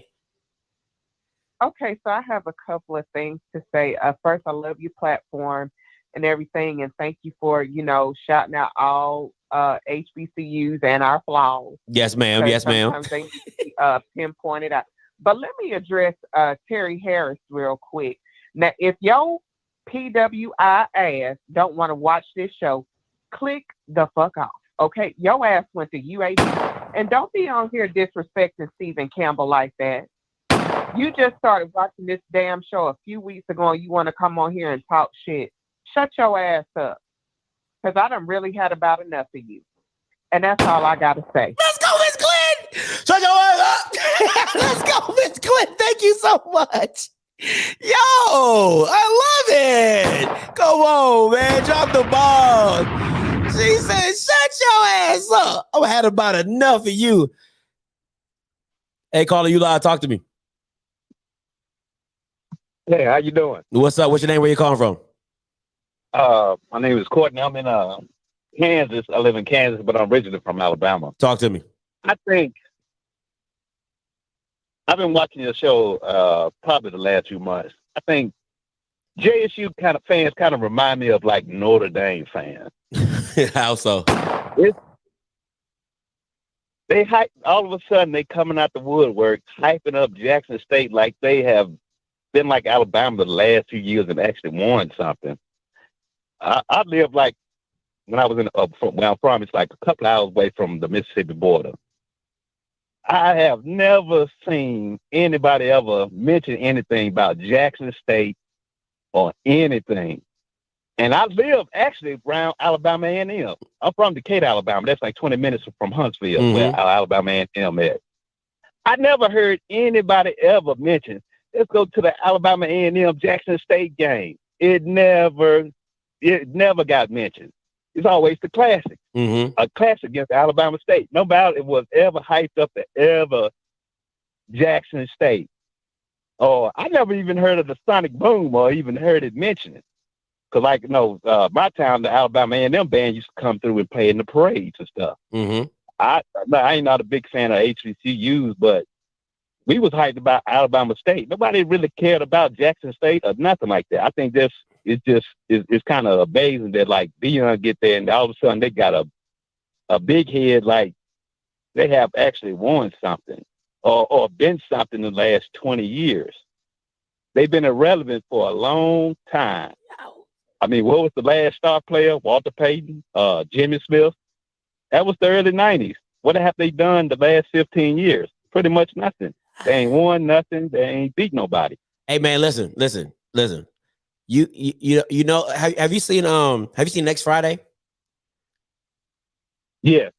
I feel like Day right now. Like I gotta live here. You don't, like, bro. Like you're really causing problems for me right now. I mean, listen, I love the energy. Hey, I go back home. I go back home all the time, and like I said, when I go home, people get hyped for the Magic City Classic. Don't nobody care about Jackson State in Alabama. Don't nobody care about Jackson State in Tennessee. Don't nobody care about Jackson State in Arkansas. Don't nobody care about Jackson State in Georgia. We got our own schools. That's a Mississippi thing. That's like, Alabama A&M. People locally care about Alabama A&M or Alabama, Auburn. There's no schools in our states. But Mississippi, there's really Ole Miss, Mississippi State, Southern Miss. Yeah, okay. All right, now you just rambling. Gotta let you go. Appreciate the call, though. Let me get to some of these callers. Hey, caller, you live. Talk to me. Hey, what up, Scotty? What's going on? Let me turn my TV down. Hey, this is Jerome from Charlotte, representing Jackson State, man. How you feeling? Talk to me. I'm feeling good. Talk to me. Good deal, man. So just a couple of quick things. I'm not even going to address some of the comments, man. It's comical, but just to put things into perspective, man, honestly, when it comes to Coach Prime, his next gig is an NFL gig. He's not checking for any other PWIs. Mainly because when it comes to Prime, man, it's not necessarily an ego thing, but as a black man, on his scale, once you kind of F over him, he's like, okay, I'm woke. I see what time it is. And when you look at some of the things that he stated in his interview during the press conference at Jackson State, as well as on Good Morning America with Michael Strahan, look at the items that he listed as to why he chose Jackson State. Now, before I get into that, you got to understand, Jackson State was not the only HBCU that was courting Coach Prime during that time. It was mighty funny that he randomly went and got his degree from Talladega because he already knew there were other schools, as far as HBCUs that wanted him to be the head coach. Now, here's the thing. He mentioned, of course, God brought him to Jackson State with all the social unrest that was going on. He mentioned, Jackson State's fan base leading the FCS multiple years in a row. He mentioned Jackson State leading APR, more so than most PWIs, and graduating black players at a higher rate than all HBCUs, as well as many Power 5 schools. He mentioned the communal aspect in Jackson, Mississippi, that you really are not going to find anywhere else among HBCUs as it pertains to the city being majority black and the metro area being majority black and heavily supporting that black college. So when you look at Jackson State, it's definitely like an anomaly as to why he chose that school, because all the ingredients were already there. Now, here's the thing, man. In my personal opinion, as far as like all the vitriol and hate that's coming our way, it's cool. I saw somebody mention, Coach Prime wanted to be somewhat of a Saban. I think it was you that said that. Honestly, man, if you think about it, Scotty, and I want your opinion on it, would you look at him as a Coach Saban or a new era version of Eddie Robinson? Just as it pertains to the marketing genius of what Grambling and Coach Robinson had at that time, coupled with, the world famed marching band and his impact culturally on Black America. In my opinion, he's more so on that level. Okay, I won't put him in the Eddie Robinson level because of the simple fact of Eddie Robinson built his claim off wins and getting players drafted. So I won't put him in the Eddie Robinson thing. And Nick Saban's kind of in that same boat of wins and getting players drafted. He's only done one half of it. So can't really give him the Eddie Robinson nor Nick Saban because he can't even win the Celebration Bowl. So I think literally it's just the only thing I give you gotta understand, Eddie Robinson was bigger than just putting like his moniker, his branding was more than putting players in the NFL. Eddie Robinson was like the pride of Black America because everybody knew, you know what I'm saying, the type of talent and the type of swagger he had was much better than the PWIs. So does that? And it was something that Black America There's a moniker. had that pride. There's moniker. Listen, bro. Like losers don't have monikers.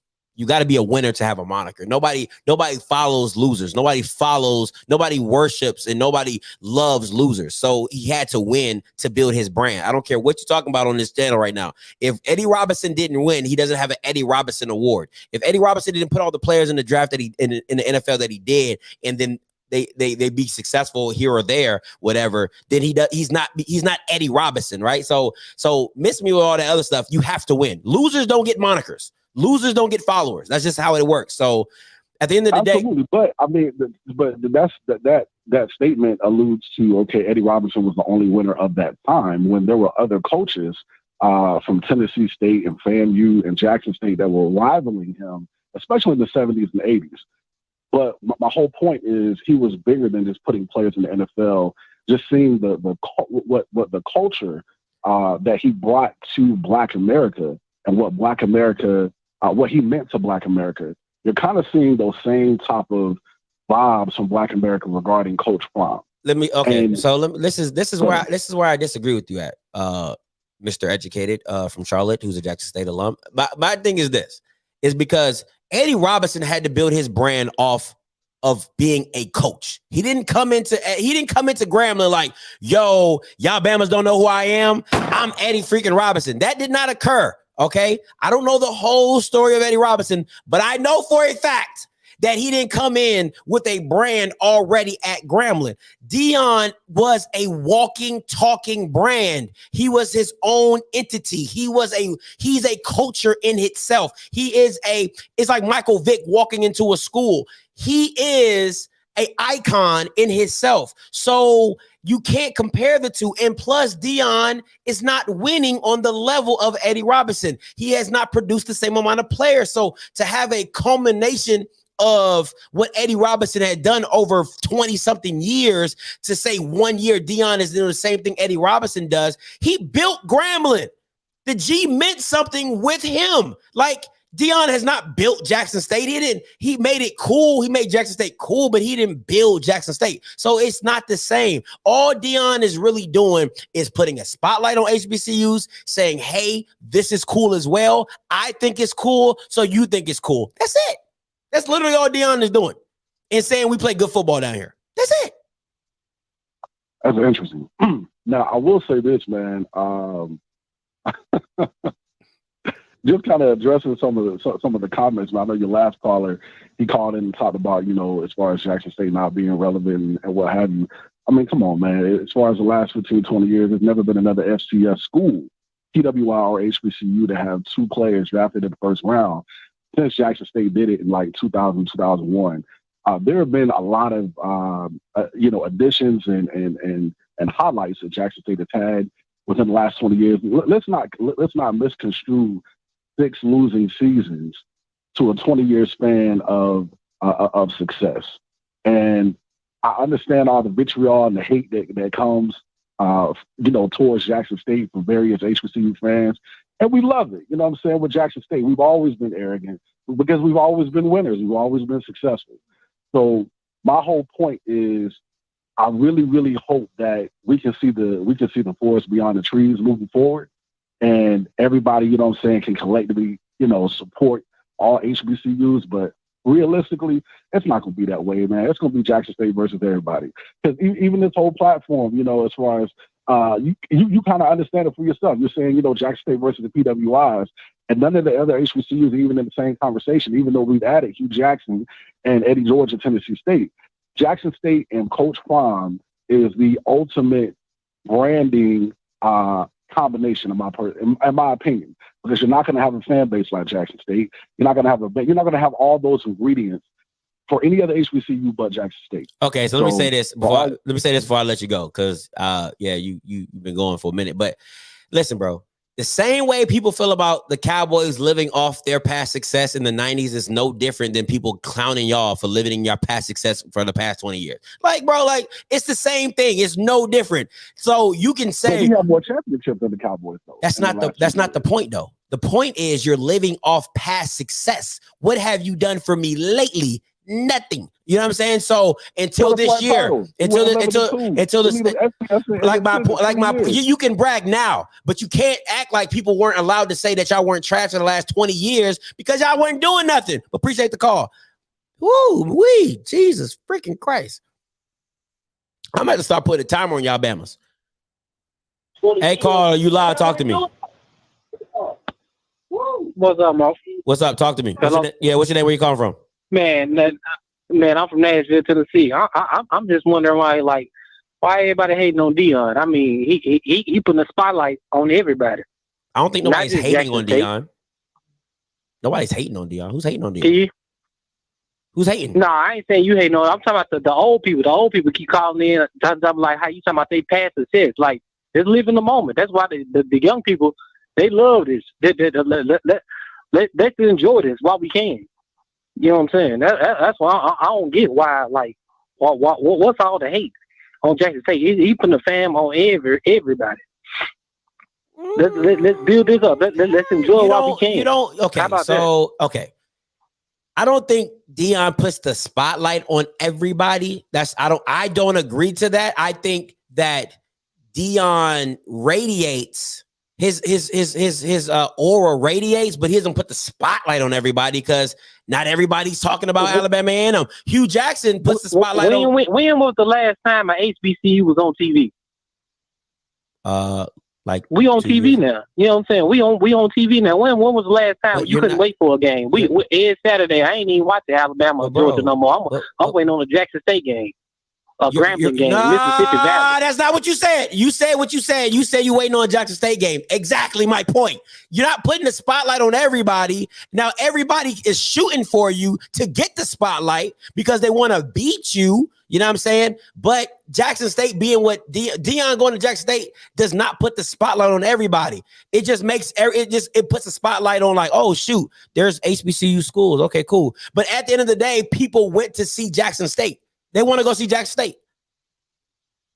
So yeah, that's cool. But even if they go to see Jackson State and I ball and I do good on y'all, all of a sudden you start to know people's names like Akil Glass. He good. He can make it. He can go to the NFL, Alabama A&M. But that's a sub. That's a sub product. That's not because Deion is doing it on purpose. It's a sub product of what he's putting out. Yeah, he is making Jackson State so good that you want to watch. And then on top of that, when you're seeing players flash. I hope players flash. That's what they're supposed to do when they're playing against you. Now, I agree with you that because he's Deion, people are going to tune in. So yeah, kids are going to be seen, but I don't think he's intentionally doing that. That's what I'm saying. Like it's unintentionally. Like, yo, we here at Jackson State, follow Jackson State. How is it not unintentional? He already got money, like you said. He ain't doing it for the money. He already had money. I'm not saying. You know what I'm saying? So who said it was about money? Is he doing it then? Who just doing said it was about money? He want to be flashy like he owes. Who said it was about money? Who said that?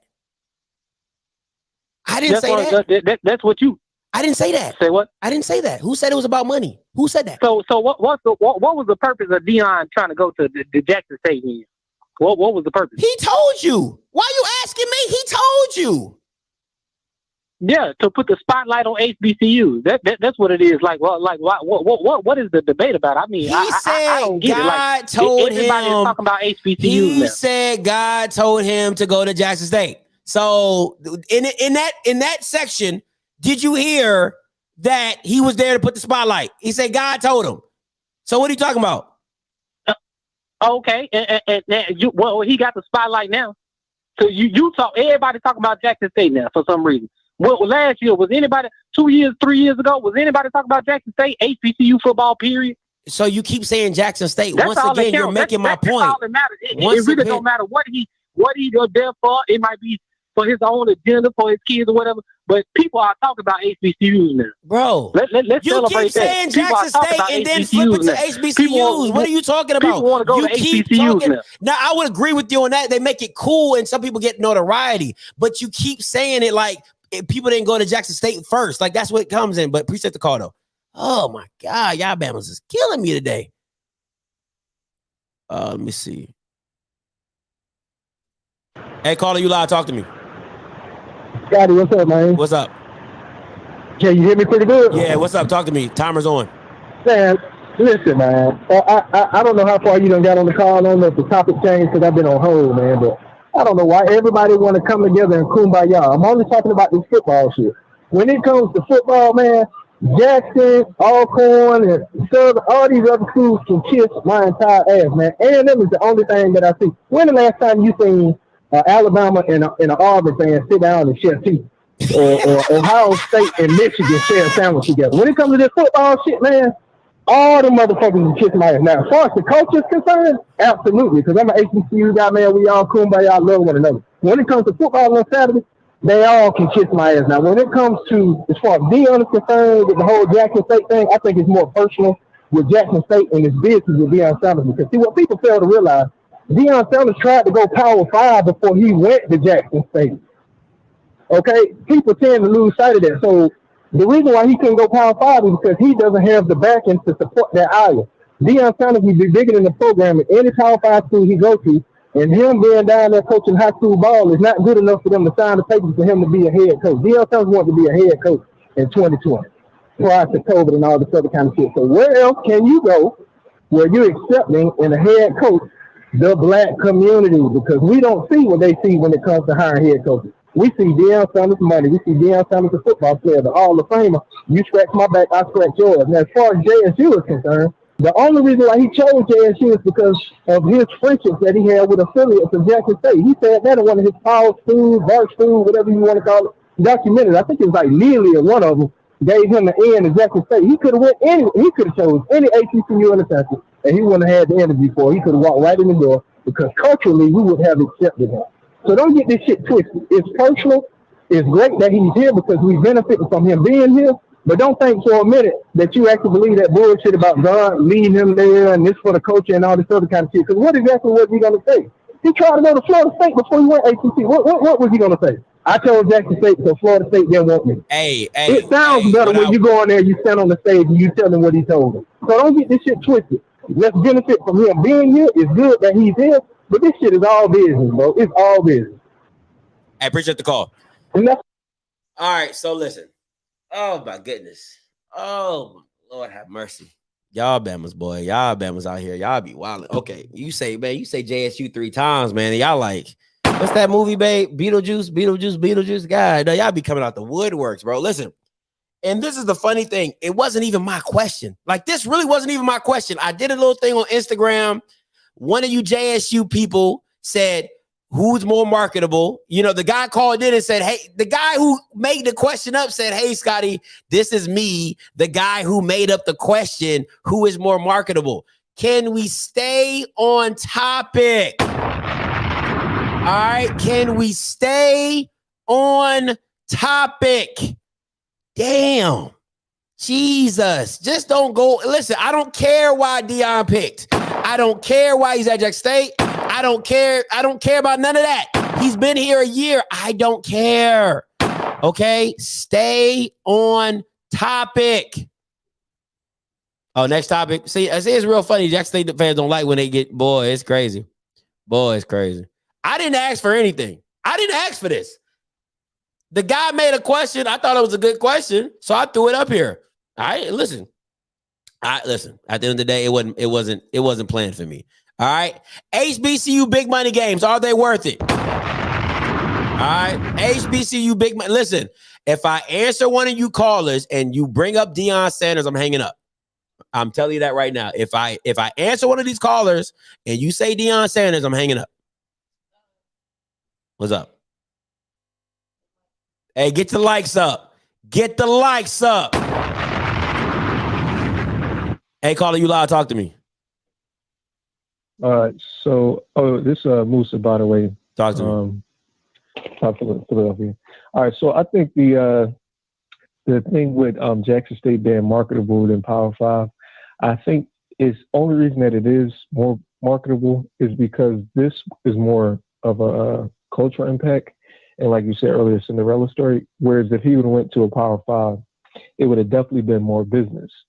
So say if he would have went to TCU and went 6-5, 5-7, and then or had a losing record, and then after 3 years got fired, it doesn't have the same impact as him going to Jackson State, where he gives more leeway to kind of like have total control. And market himself the way he does on social media allows him to be like the big hit he is nationwide. You get what I'm saying? Mm-hmm.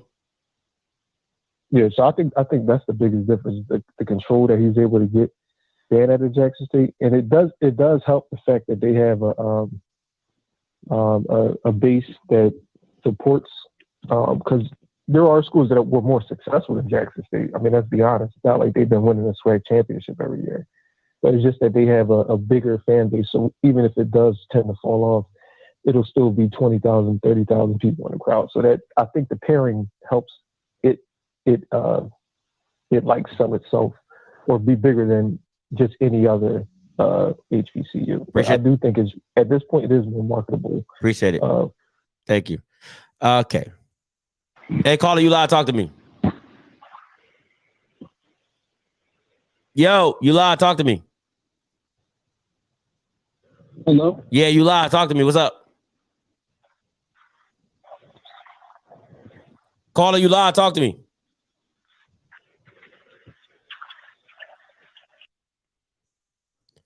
Hey, caller, you live? Talk to me. Hey, give me 1 second. Let me mute my TV here. Gotcha. Yeah, cool. Hey, all right. Hey, Scotty, this is the Gracier caller out of Atlanta. Hey, I'm going to say some things, and folks ain't going to like this. I'm about to probably get myself into trouble. So, HBCU big money games, are they worth it? So, big money games, classic celebration bowls, yes. HBCU football games in general traditionally have been, I'm going to say, the attendance, the profitability, making income have been borderline just cutting it, if not even worse than that. There might even been a loss on it. So I'm a band nerd. I watch a lot of band videos, and the cameras are pointed at the stands.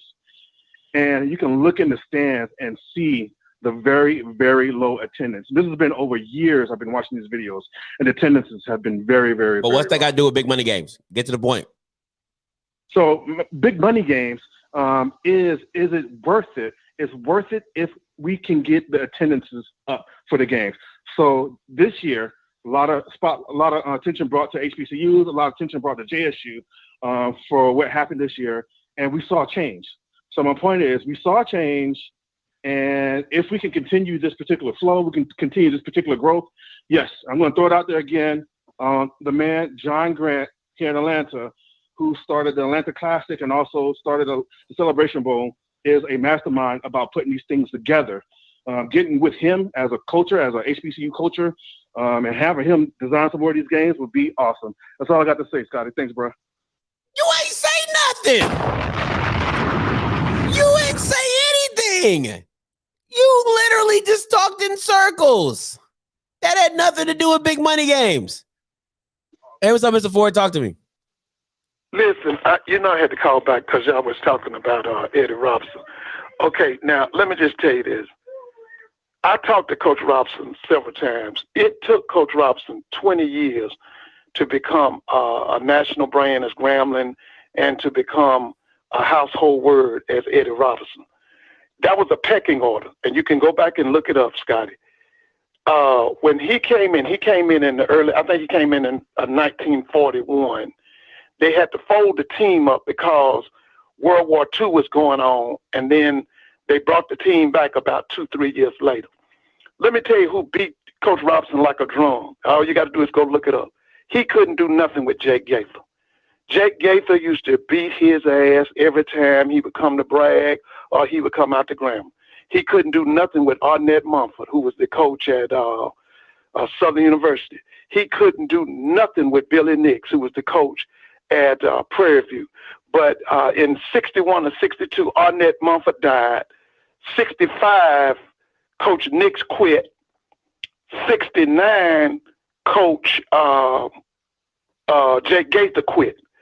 And so what I want y'all to understand, that was a pecking order. No, he didn't have the notoriety of a Deion Sanders now. But what put him over the top was in the early 60s, he put two big-time players they were in the American Football League. One was named Buck Buchanan. Buck was from Birmingham, out of a school that gave you Willie Mays. That school was called Parker High. It was in Birmingham, Alabama. He was the first black player from a historically black university to go number one. Ernie Ladd went to the San Diego Chargers, okay? Mm-hmm. When those men retired and when they, like I said, when they quit, that's when Eddie Robinson took over. So the reason I'm calling back is to let people know he had to build his brand, and it took him over 20 years. Now, the question you got about HBCU big money games, are they worth it? The first thing that came to my mind was the week before FAMU plays Jackson State in the Orange Blossom Classic in 2022, they got to play North Carolina. Listen, I'm not going to be surprised if a lot of Florida A&M players get hurt up, because that's what happens. We give out at the 1AA level or at the FCS level, we have about 55 to 65 scholarships. At the FBS level that the University of North Carolina is playing in, they got 85 scholarships, plus they got outstanding kids who are walk-ons. So I'm kind of hurt, because what I'm thinking is when they play North Carolina in 0 week, which is in the last week of August, I'm hoping nobody gets hurt, because if they get hurt, you got to go to Miami the following week. You giving Jackson State an advantage because your boy's hurt. Mm-hmm. Okay, so I don't want to take up no more time, because I know you. But Scotty, thank you for letting me talk again. But I just wanted to bring that in mind. Ford. It took Coach Robinson over 20 years to become a household word. Hey, Mr. Ford. Thank you so much. Wait. Did you want to say? No, I'm just saying. Listen, you never have to apologize. You good with me, Mr. Ford. It's just the other people who be up here and don't be talking about nothing. But you never gotta apologize, Mr. Ford. You always good with us. Thank you, here. No Y'all have a good night. All right, you too. Peace. Okay. Talk about nothing. Hey, what's up, Smash? Talk to me. You always good with us. Hey, Scotty, man, I'm gonna say, I do think the big money games are worth it. I feel like we could change them around a little bit. Like, of course, people gonna say they're not worth it because the talent that they play is just like too much, and the students could get hurt. You know what I'm saying? But it also goes to pushing the narrative. You know what I'm saying? To kind of prove can some of these players hang with the big boys? You know what I'm saying? And I know I've heard multiple players say that they look forward to those big money games because they get to shine, and they can put that on their highlight tape in case they play on, trying out for an NFL team or something like that. I think that all HBCUs, if they do play big money games in the conference, I think they should play them in the same time in the same week. That way, they don't put them at a disadvantage. Like if I play Georgia and I got to see Texas A&M, I would take Alabama A&M the next week. My guys, when you bung up, I say either all play them at the same time or schedule a bye week after that game to kind of make more sense to kind of keep competing, because we know the talent level ain't there. So I do think they worth it. I feel like we could just change it around a tad bit when they play them. You know what I'm saying? Yeah. So yeah, it's like that. I like that. Hey, so does FAM plays North Carolina week 0? I don't know, but I know we play LSU week 2. Ooh-wee. There's about to be some butt whoopings handed out. All right, man. I don't know, but yeah, so that's crazy, man. But I ain't Scotty. I appreciate it, Smash. All right, since I got the people on here, I got 292 people on here. Make sure you like the stream. Hey, listen, before I get going, I wanted to bring up something, and we're gonna get back into the subject. All right. So I'm gonna try this. All right. Going forward. All right.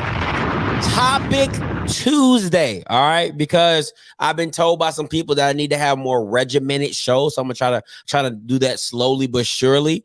All right, so if you're a member, right, if you're the highest level member, right, so let me explain this to you. I have 3 levels of membership: $4.99, $9.99, and $19.99. Okay, those are the 3 levels of membership. If you're a member that pays $19.99 per month, right, for the membership, I would allow you to come on the channel, right, on a Tuesday. You pick the topic, and me and you talk about it. You take live calls with me and everything, all right? So I'm going to do that for about, maybe an hour, hour and a half, and you get about 20, 30 minutes, and you pick the topic, You come on here, we debate it live, you take live calls on the topic, and then the next member will come on and so forth and so on, all right? So if you're interested, one, you have to be a member, all right, of the channel. All right, you have to be a high-level member, so that's $19.99 a month. All right, not the $4.90, not the $4.99 and the $9.99. All right, you got to be a $19.99 member, right? You come on the channel, you debate the topic with me. It could be any topic that you choose. All right, any topic that you choose, you come on the channel, you bring it up, we debate it, you take live calls with me, and then we go forward from that. All right, so Topic Tuesdays. I don't know when I'm gonna start it, but it's something that I would like to do. So if you're interested in that, just let me know. Make sure you become a member, and we'll get it started. All right. So that's something I want to do. So just trying to get you guys more involved and more fan involvement. All right. Last topic of the day and the best topic of the day. All right. Last topic, and I need full. You want to call in on that stupid stuff? What you laughing about? About to own your show, man. You barely can call into the show, let alone show your face. Like you gonna call, man. Stop it. Stop. Hey, what's up, caller? You loud? Talk to me. Hello? Yeah, you loud. Talk to me. What's going on? How you doing, Scotty? What's good? Talk to me. Are big money games worth it? As an athlete, I gotta say they are, because not all the time do we get that national spotlight. We need that sometimes to get us over that hump. And not only that, sometimes our schools rely on that money. Sometimes that's how some of these guys get those scholarships the next year. That's real. That's all I gotta say about the subject, because I know that I had a perfect example. I know a guy who went to FAMU and played. He only played in that one big game, and that one big game got him on Pittsburgh's what is that called? What is it called? The practice squad. Mm-hmm. Because that's the only film he had, because he was hurt all year. If he don't play in that game, he don't get that tryout. He don't make that practice squad. He don't feed his family. That's real. Sometimes that's all that we have as HBCU players. That's real. No, that's real. That's how the band gets new equipment. That's how we get new stadiums. That's how we get renovation. That's how we get equipment in the weight room. We can't compete with those bigger schools if we don't get those games. The alumni spends their money. As a HBCU, we need that. We need those things. That's it. That's all I got to say about it. Hey, nah, you good, bro. Hey, appreciate the call. All right, hey, listen, this is why I need full participation. I need full participation. It's going down Sunday. Let's go. You call on that stupid stuff. Call in on this. Call it on this.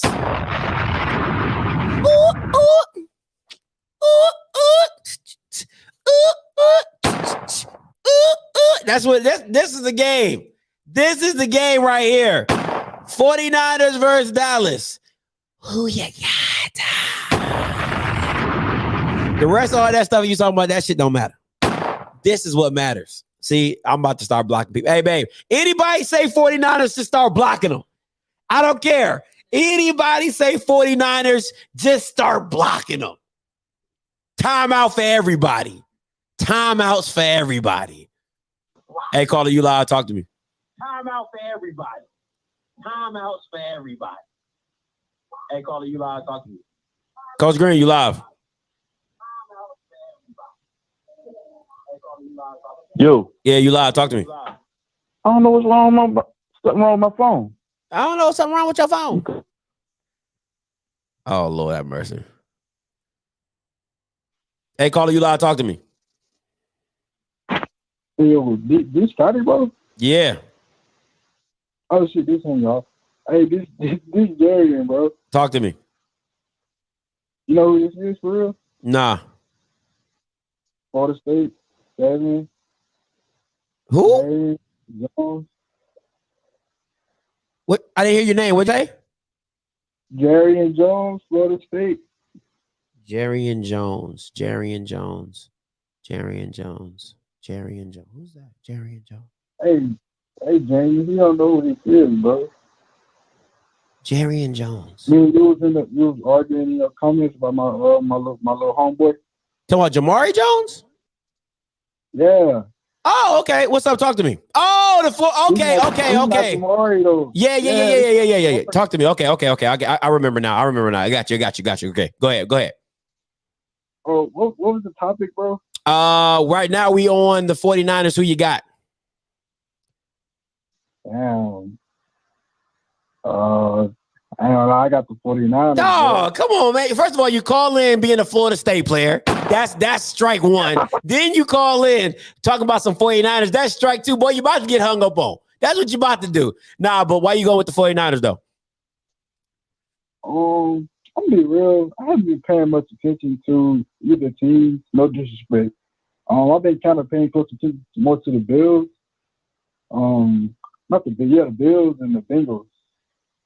My boy Jamie here, he said he got the Cowboys. So we don't see how they go. But I feel like the 49ers, I don't really know. I haven't been paying much attention to the 49ers. But I just know the Cowboys are not going to win. No, why you hating, bro? I just hear the hate in your voice, bro. That's all I hear. I'm not hating. You don't even sound like you even know. I ain't really watched the team, but I'm gonna just go with the 49ers. Because you hating. You hating on the star. That's what you're doing. You hating on the star. No, the Cowboys are a good team. Cowboys are a good team. But, I just feel like the 49ers are going to come through with the dub. Mm-hmm. Anything you want to talk about, though? Because I know you called in for you called in to protect your little homie. That's what you called in for? Oh, we over there. Oh, okay, cool. I saw you did was it a film? Was it a film breakdown? Yeah, you did a film breakdown on Big Country. Yeah. I'm saying, how did I look on film though when you watched this film? Well, you wasn't paying attention to me. I wasn't, but I'll break it. If you want me to, I'll break it down. I'll break it down. I want a film breakdown, bro. Yeah, okay, I'll do that for you. Hit me up on Instagram and send me your full name and I'll break you down and I'll put it on the channel too. I don't care. It don't bother me none because it's my channel, so I do what I want. So yeah, just hit me up in my Instagram, OFFScript_TV. Send me your full name. I'll give you a breakdown. No problem. I'll do that for you. All right, that'll work. Appreciate that, though. Hey, no, anytime, man. Appreciate it. See, not everybody hates my film breakdowns. Okay. You know what I'm saying? Got some support. Hey, caller, you live. Talk to me. Man, what's up, Scotty? What's up? Talk to me. It's Keontae from Mississippi. What's up, Keontae? We on this 49 versus Cowboys, right? Yeah, yes, we are. Yes, we freaking are. You know who I got to go for, Scotty, man? I hope it starts with a D. No homo. Don't start with a D. No, you thought I was going for America's quote-unquote team? No, it's not no quote unquote. Don't disrespect. Don't see why y'all calling in trying. Why y'all calling in trying to disrespect? The 49ers, bro. The 49ers are gonna win, bro. Y'all just gonna stay in Dallas. Sorry. No, we not. How do you have any football acumen to back that up with, sir? Because you just talking feelings now. You just talking feelings. Okay. So the Cowboys gonna be the Cowboys at the right time, and they always do it. Sir, stop watching Stephen A. Smith. Stop watching Stephen A. Smith. Stop watching Stephen A. Smith. Don't let him lead you astray. Don't let him lead you astray. Don't let him lead you astray. That's all you. But nah, bro, we got Debo. We got Debo. Who's your quarterback? Mitchell. Don't worry, I'll wait. Who's your quarterback? Our quarterback name is Jimmy Garoppolo. Jimmy Garbage. That's his name. Say it right. Jimmy Garbage. Okay? Not Garoppolo. Jimmy Garbage. That's what it is. Nah, man. You can't act like he ain't show up last week in LA. Bro. Yeah, like he ain't show up. Barely. Your running game is what bails him out. Your own coach said the best. He had 300 plus yards. Boy, bro, 200. That's showing up. 200 plus yards is showing up as a quarterback in this league. 300 plus. Boy, 300 plus. It won't happen against us. It won't happen against us. Put some money on it. Won't happen against us. How much you want to put on it? Put 100 on it. 100? Yeah, put 100 on it. You ain't about that life. You ain't about that life. That boy over here waiting. Hey, Miss Wilson, you next. All right, I'm gonna take David, and then you next, Miss Wilson. Then it's Coach Green. Hey, what's up, David? Talk to me. Oh, yeah, I already know we them boys. Come on, man. Start it up. Start it up. Warm it up. Warm it up. Hey, it's gonna be a whiteout at AT&T Stadium on Sunday. You know what I'm saying? We already lit. We acting like we about to win this thing. We already gonna win this thing, man. Ain't no actor. We already gonna win this thing. Easy. I'm looking at these 49ers clothes in my store right now, and I just be wanting to piss on it right now. The pure disrespect. That's how you gotta show them. The pure disrespect. We go listen, and we at home. Oh, yeah. And we at home. Oh yeah, it's about to get ugly. It's about to get ugly. Oh yeah. Michael Parsons. Listen, that D line is just about to eat, feast. Oh yeah, he back. Tyron Smith, he playing. So Diggs is back. Everybody's back. Everybody's back. You know what I'm saying? Sorry about Michael Gallup with his torn ACL, but you know what I'm saying? I like Sad. We got Sad Wilson. We good, man. We good. I just need Dak Prescott. I just need Dak Prescott to be on it. I need him and Boy Wonder. You know, what's that? Kellen Moore. Yeah, Kellen Moore. I need Kellen Moore to be on it. I need him and Dak to be in sync. If we can play like we did against the Eagles, oh my gosh, bro, it's gonna be easy money. Easy money. Anything else, David? Oh, and I'm gonna give you I'm gonna give you stuff for bandwagon Saturday. I'm gonna have to fit you a hat, bro, myself. Hey, appreciate it, man. Appreciate that. All right. All right, man. Peace. Hey, Dr. Lori, talk to me. Hey. What time is it there? It is 9:00.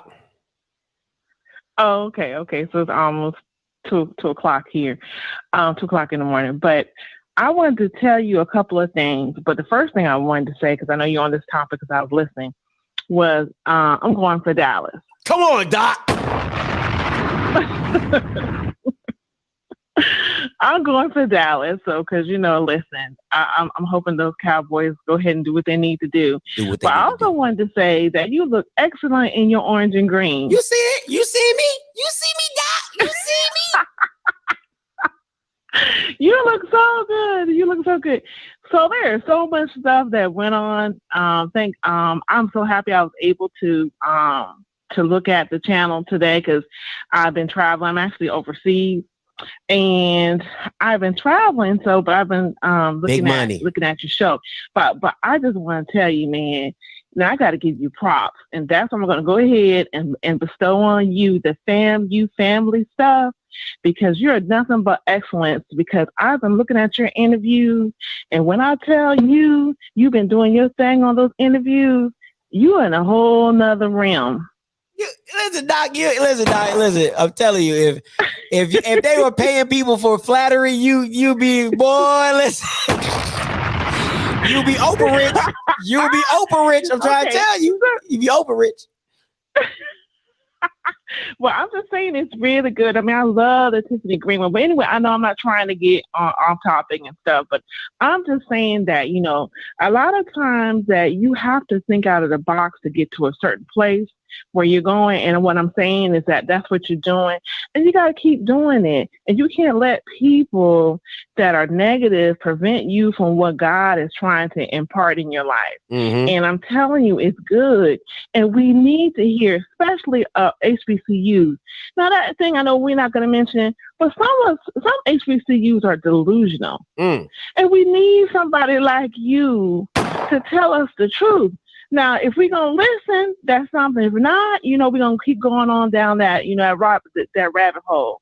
But we need someone to look at it and tell us some things that we need to hear. Now, I'm fan you every day. So I'm still waiting for y'all to choose us on signing day. But I just want to let you know you look good in your orange and green. And I'm so glad I was able to look at the channel and everything. And I'm actually going to be back in the States. Actually Sunday. I went to Iceland. Ooh. And I tell you. That's how the Rattlers do it. Big money. Big money. That's how the Rattlers do. Big money. And when I tell you that it's hard to travel international now, I mean, that is like it's just very hard. But I'm so glad I've been able to watch you and watch some of the other, the shows that you've been putting out. The content has just been excellent. And, I'm a Humphreys Rattler. And back of the day, Dr. Humphreys would always say that, FAMUs are excellent. And so nothing but excellent. So that's what I'm saying. That's what you're doing. Your content is excellent. And you got to keep focused on that. And don't let anybody deter you from that because, we're going to try to, introduce people like some of my colleagues and stuff, introduce them to your channel. Because, some of the stuff you can't get anywhere else. Mm-hmm. And that's what I like it. And that's why I appreciate it. So I just want to let you know, keep doing what you're doing. I know you heard this so much before, but it's the truth. And you need to tell us when we ain't doing what we're supposed to do. You need to tell us when we ain't good. Because we need to hear it. Thank you, Doc. I call a spade a spade. That's how I do it. That's how I shoot it. Call a spade a spade. Yeah, sometimes it hurts, but it's the truth. You got to look in the mirror and say, "Damn, he telling me the truth about myself." Show is. Let me go back and try to regroup. Show is. All I'm saying is, all I'm saying is, thank you for that, and y'all be blessed. And like I said, just pray for us that we can get back into the States because it ain't no joke out here. Hey, appreciate it, Doc. Okay, have a good one. You too. Bye. First of all, let me explain something to you, D-Lo Morgan. Okay. Dr. Lloyd Wilson is a high. Listen, you know how I'm preaching today. You know how at your alumni, certain alumni get more privileges than the other depending on what they give to the institution. All right. Dr. Lloyd Wilson is at the highest level of booster clubs on this channel. All right. So if she wanna ramble for 30 minutes, you either sit and listen or you get to step in. Okay. It's like that. It's like that, y'all. It's like that, y'all. It's like that and that and like that, y'all. I'm not playing. All right. Just how you alumni be all like, oh, I should get answers. I should be able to talk to the head coach. I didn't give $1,500 this month. Blase. Like that's how Dr. Lloyd Wilson gets down on here. Okay. So whenever she calls in, everybody else goes to last. So you better slow your roll there, D-Lo Morgan. Yeah. D-Lo, that's even worse. So like De La Soul. Black people need to stop. Black people need to stop with these names, boy. D-Lo. Boy, it's like D-I-Love. Boy, you better take that somewhere else. Hey, caller, you live. Talk to me. All right, let me turn the volume down. I don't know what was up on my phone last time, man. But anyway, the two most delusional fan base versus each other. So I'm gonna have to be real. Because shoot, that quarterback situation with the other team that I don't like ain't too good. So I'm gonna pick the Cowgirls. Bro, first of all, why you? Okay. What? Why are we doing this right now? What? Why are you choosing violence right now, happened? Coach Green? Why are you choosing violence right now? Cowgirls, say our name with some respect. Say our. Oh, my fault. Cowboys. Yeah. I didn't realize I did that. It slips up sometimes. It's like I got Tourette's. When I say it, I want to say Cowboys and just come out Cowgirls. Like just damn, I did it again. My fault. Yeah. But anyway. Y'all gonna win unless that Pick Scott shows up. So clever. You're so clever, Coach Green. You're so witty. Oh my God, you're so witty. Oh my God, Dak Pick Scott. Oh my God. Yes, yes, Mr. Campbell. I called in 5 times, Mr. Campbell. Who is your team, Mr. Campbell? Are you gonna answer the question or you gonna talk to the comments? Don't worry about what comments I'm bringing up. Don't worry about That's what my boy. comments I'm bringing I up. love Mr. Campbell, man. I love Mr. Campbell. You gonna eat? Yeah, come on, man. What we doing? What we doing? I told you I'm picking the Cowgirls to win. I mean, a Cowboy. My fault. Cowboys. What's the score? What you got for the score? The score is 17-10. Oh, the disrespect. Oh, we got the #1 offense. That's how you gonna come at us like that? We not Southern. You know what? We not Southern. You right. We not Southern. That's the dislike of the Cowboys in me right there. So I'm gonna be real with the score. 34-17. Yeah, it's more like it. Get your life together. That's more like it. Appreciate the call. Hey, caller, you live. Talk to me.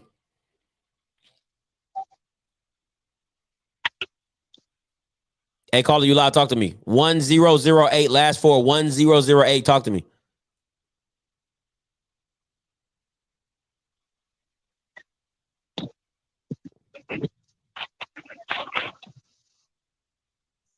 Okay, boy. Anyway, back to this wonderful playoff game. I got my Cowboys winning 17-34. Okay, listen, we're going to listen. First of all, we at home. All right, I want to make that very clear. We're at home. Mr. J. Reed, why y'all choosing violence in my block him, babe. Put his butt in timeout. That's what we doing out here. They want to be disrespectful to the channel. Put him in timeout. No, ain't no make sure you like the stream. Make sure you block him. Put him on block status. I don't want to see his name no more. Want disrespect. What? No. You know what I'm saying? Y'all want to come out here. Y'all want to choose violence. Quincy Hall, block him too. Block him too, because they being disrespectful. Put him in timeout. Give me block Blue. Block him too. I'm not playing with none of y'all Bamas. Block him. Come on, COO. Do your job. You always want to block everybody else when I block them now. I did. This is a new year, so block them. The new year, block them. Oh my gosh. Block Reese. Yeah, everybody get disrespect if you want to. Yeah. Put him in timeout. You know what? I'll do it myself. I'll do it. It says I'm putting everybody there. No. How you gonna tell me what I can do on my channel? It's the objectivity, right? Don't be. I am being objective. No, I'm objectively putting them in timeout. Delusional. Oh my gosh. Ain't nobody out here delusional. Yeah. All right. I'm alone. You here for the smoke, right? Listen. You here for the smoke? Who team you on? I'm on your Whose side are you on? So listen, that's not nothing. The Cowboys gonna win, right? Oh, you gonna leave me hanging? I have my hand up. No, it was a little late. I have my hand up. Late. You want me to pray? I can pray about the game. Oh my gosh, bro. Okay. Y'all, man. Listen, disrespect if y'all want. I'm gonna start putting y'all Bamas in timeout for real. Keep playing with me. Play with me if you want to. Play with me if you want to. I'm putting you Bamas in delusional Cowboy fan. You know what? I'm putting cases on all you ninjas. And look, Ryan happy. He happy. Oh, Scotty. Nah. Listen. Listen. I want all that energy. When we come out with this dub, I want to see all you Bamas back on here Sunday night. That's right. Huh? If you think I'm here to play around with y'all, Dex, timeout. Dex, timeout. Shoe program. Yo, okay. Oscar, how far you think the Cowboys go? We going all the way, baby. What you mean? We going all the way? Super Bowl, baby. Let me hold up.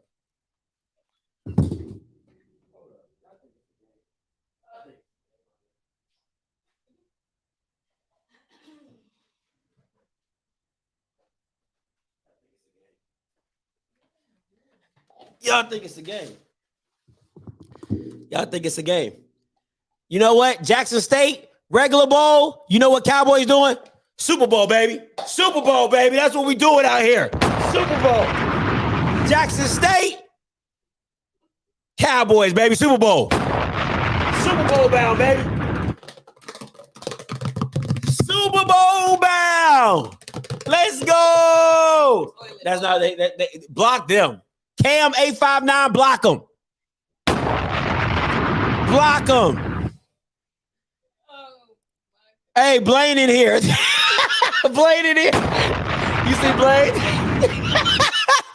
Oh man. Shout out to you see me out here, Blaine. We getting it. At least. Yeah, I know. They've been gone. They've been gone. Clip this when y'all see y'all really trying to get blocked. Why is Bama trying to get blocked today? Why is Bama trying to get blocked today? Oh my gosh, bro. This is ridiculous. So, oh, I did. Oh, yeah. Yeah, it is. I don't know if we had, no, I don't think I had spaghetti in this bowl. Do we have spaghetti in this bowl? Yeah. You know how black people have stain bowls. Stop playing. If you black, you know you got stain bowls. Stop. Shut up. Every black person in America has a stain bowl. Stop playing. Stop playing. Don't listen. Don't act. Don't act. Okay? Don't act. All right. So listen. Cowgirl. Oh, I'm not about to read that. The bowl I eat. Bags of spaghetti steak. What's up?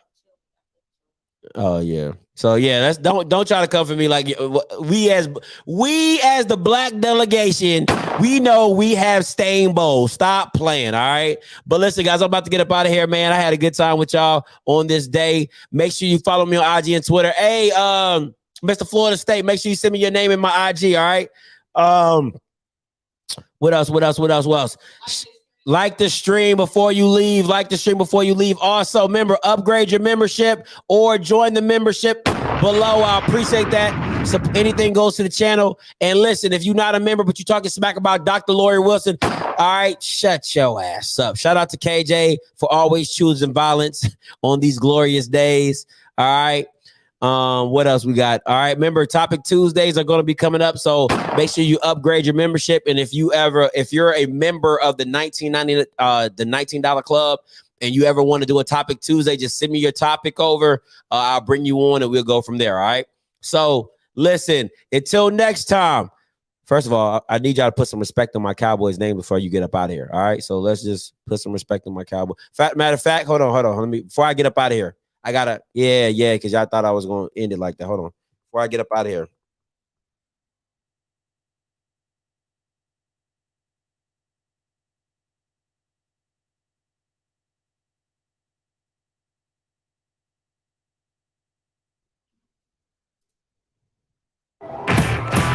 Yeah. Before we get up out of here, I gotta do something. We got 177 people on here. All 177 of y'all about to get this work. And y'all, since I want to disrespect my Cowboys. You hear the crowd roar.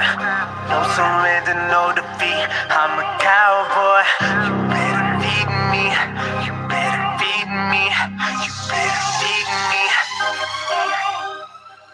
I got the hunger, better feed me. Just call my number, believe me. Round of applause, the game needs me. I got the sauce, I go Beasley. Can't see me, strap up the cleats. Feed me, it's that time to eat. I came to compete, I won't take defeat. Who wanna meet and greet, we seek the freak. It's all mine, what you want, boy? I got the best 09 as my convoy. You know the home crowd on the encore. We can hit your town, take it on tour. It's my time, better yet, it's my season. Prime time, I got 21 reasons. Cowboys Nation is the legion. I'm a winner, it's dinner I'm eating. Get on your feet, you hear the crowd roar. No surrender, no defeat. I'm a cowboy. And then you know why I gotta end it with. Now you know why I gotta end it with it. Hey, yeah. Hey, yeah. Boys. Yeah. Hold up, we them boys. Hold up, we them boys. Hold on, we making noise. Hold on,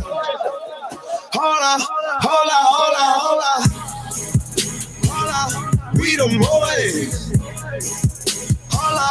We the boys. We making noise. We the boys. You already know. Shout out to y'all. Until next time, you know what I'ma do. I'ma holla. God bless. Go Cowboys.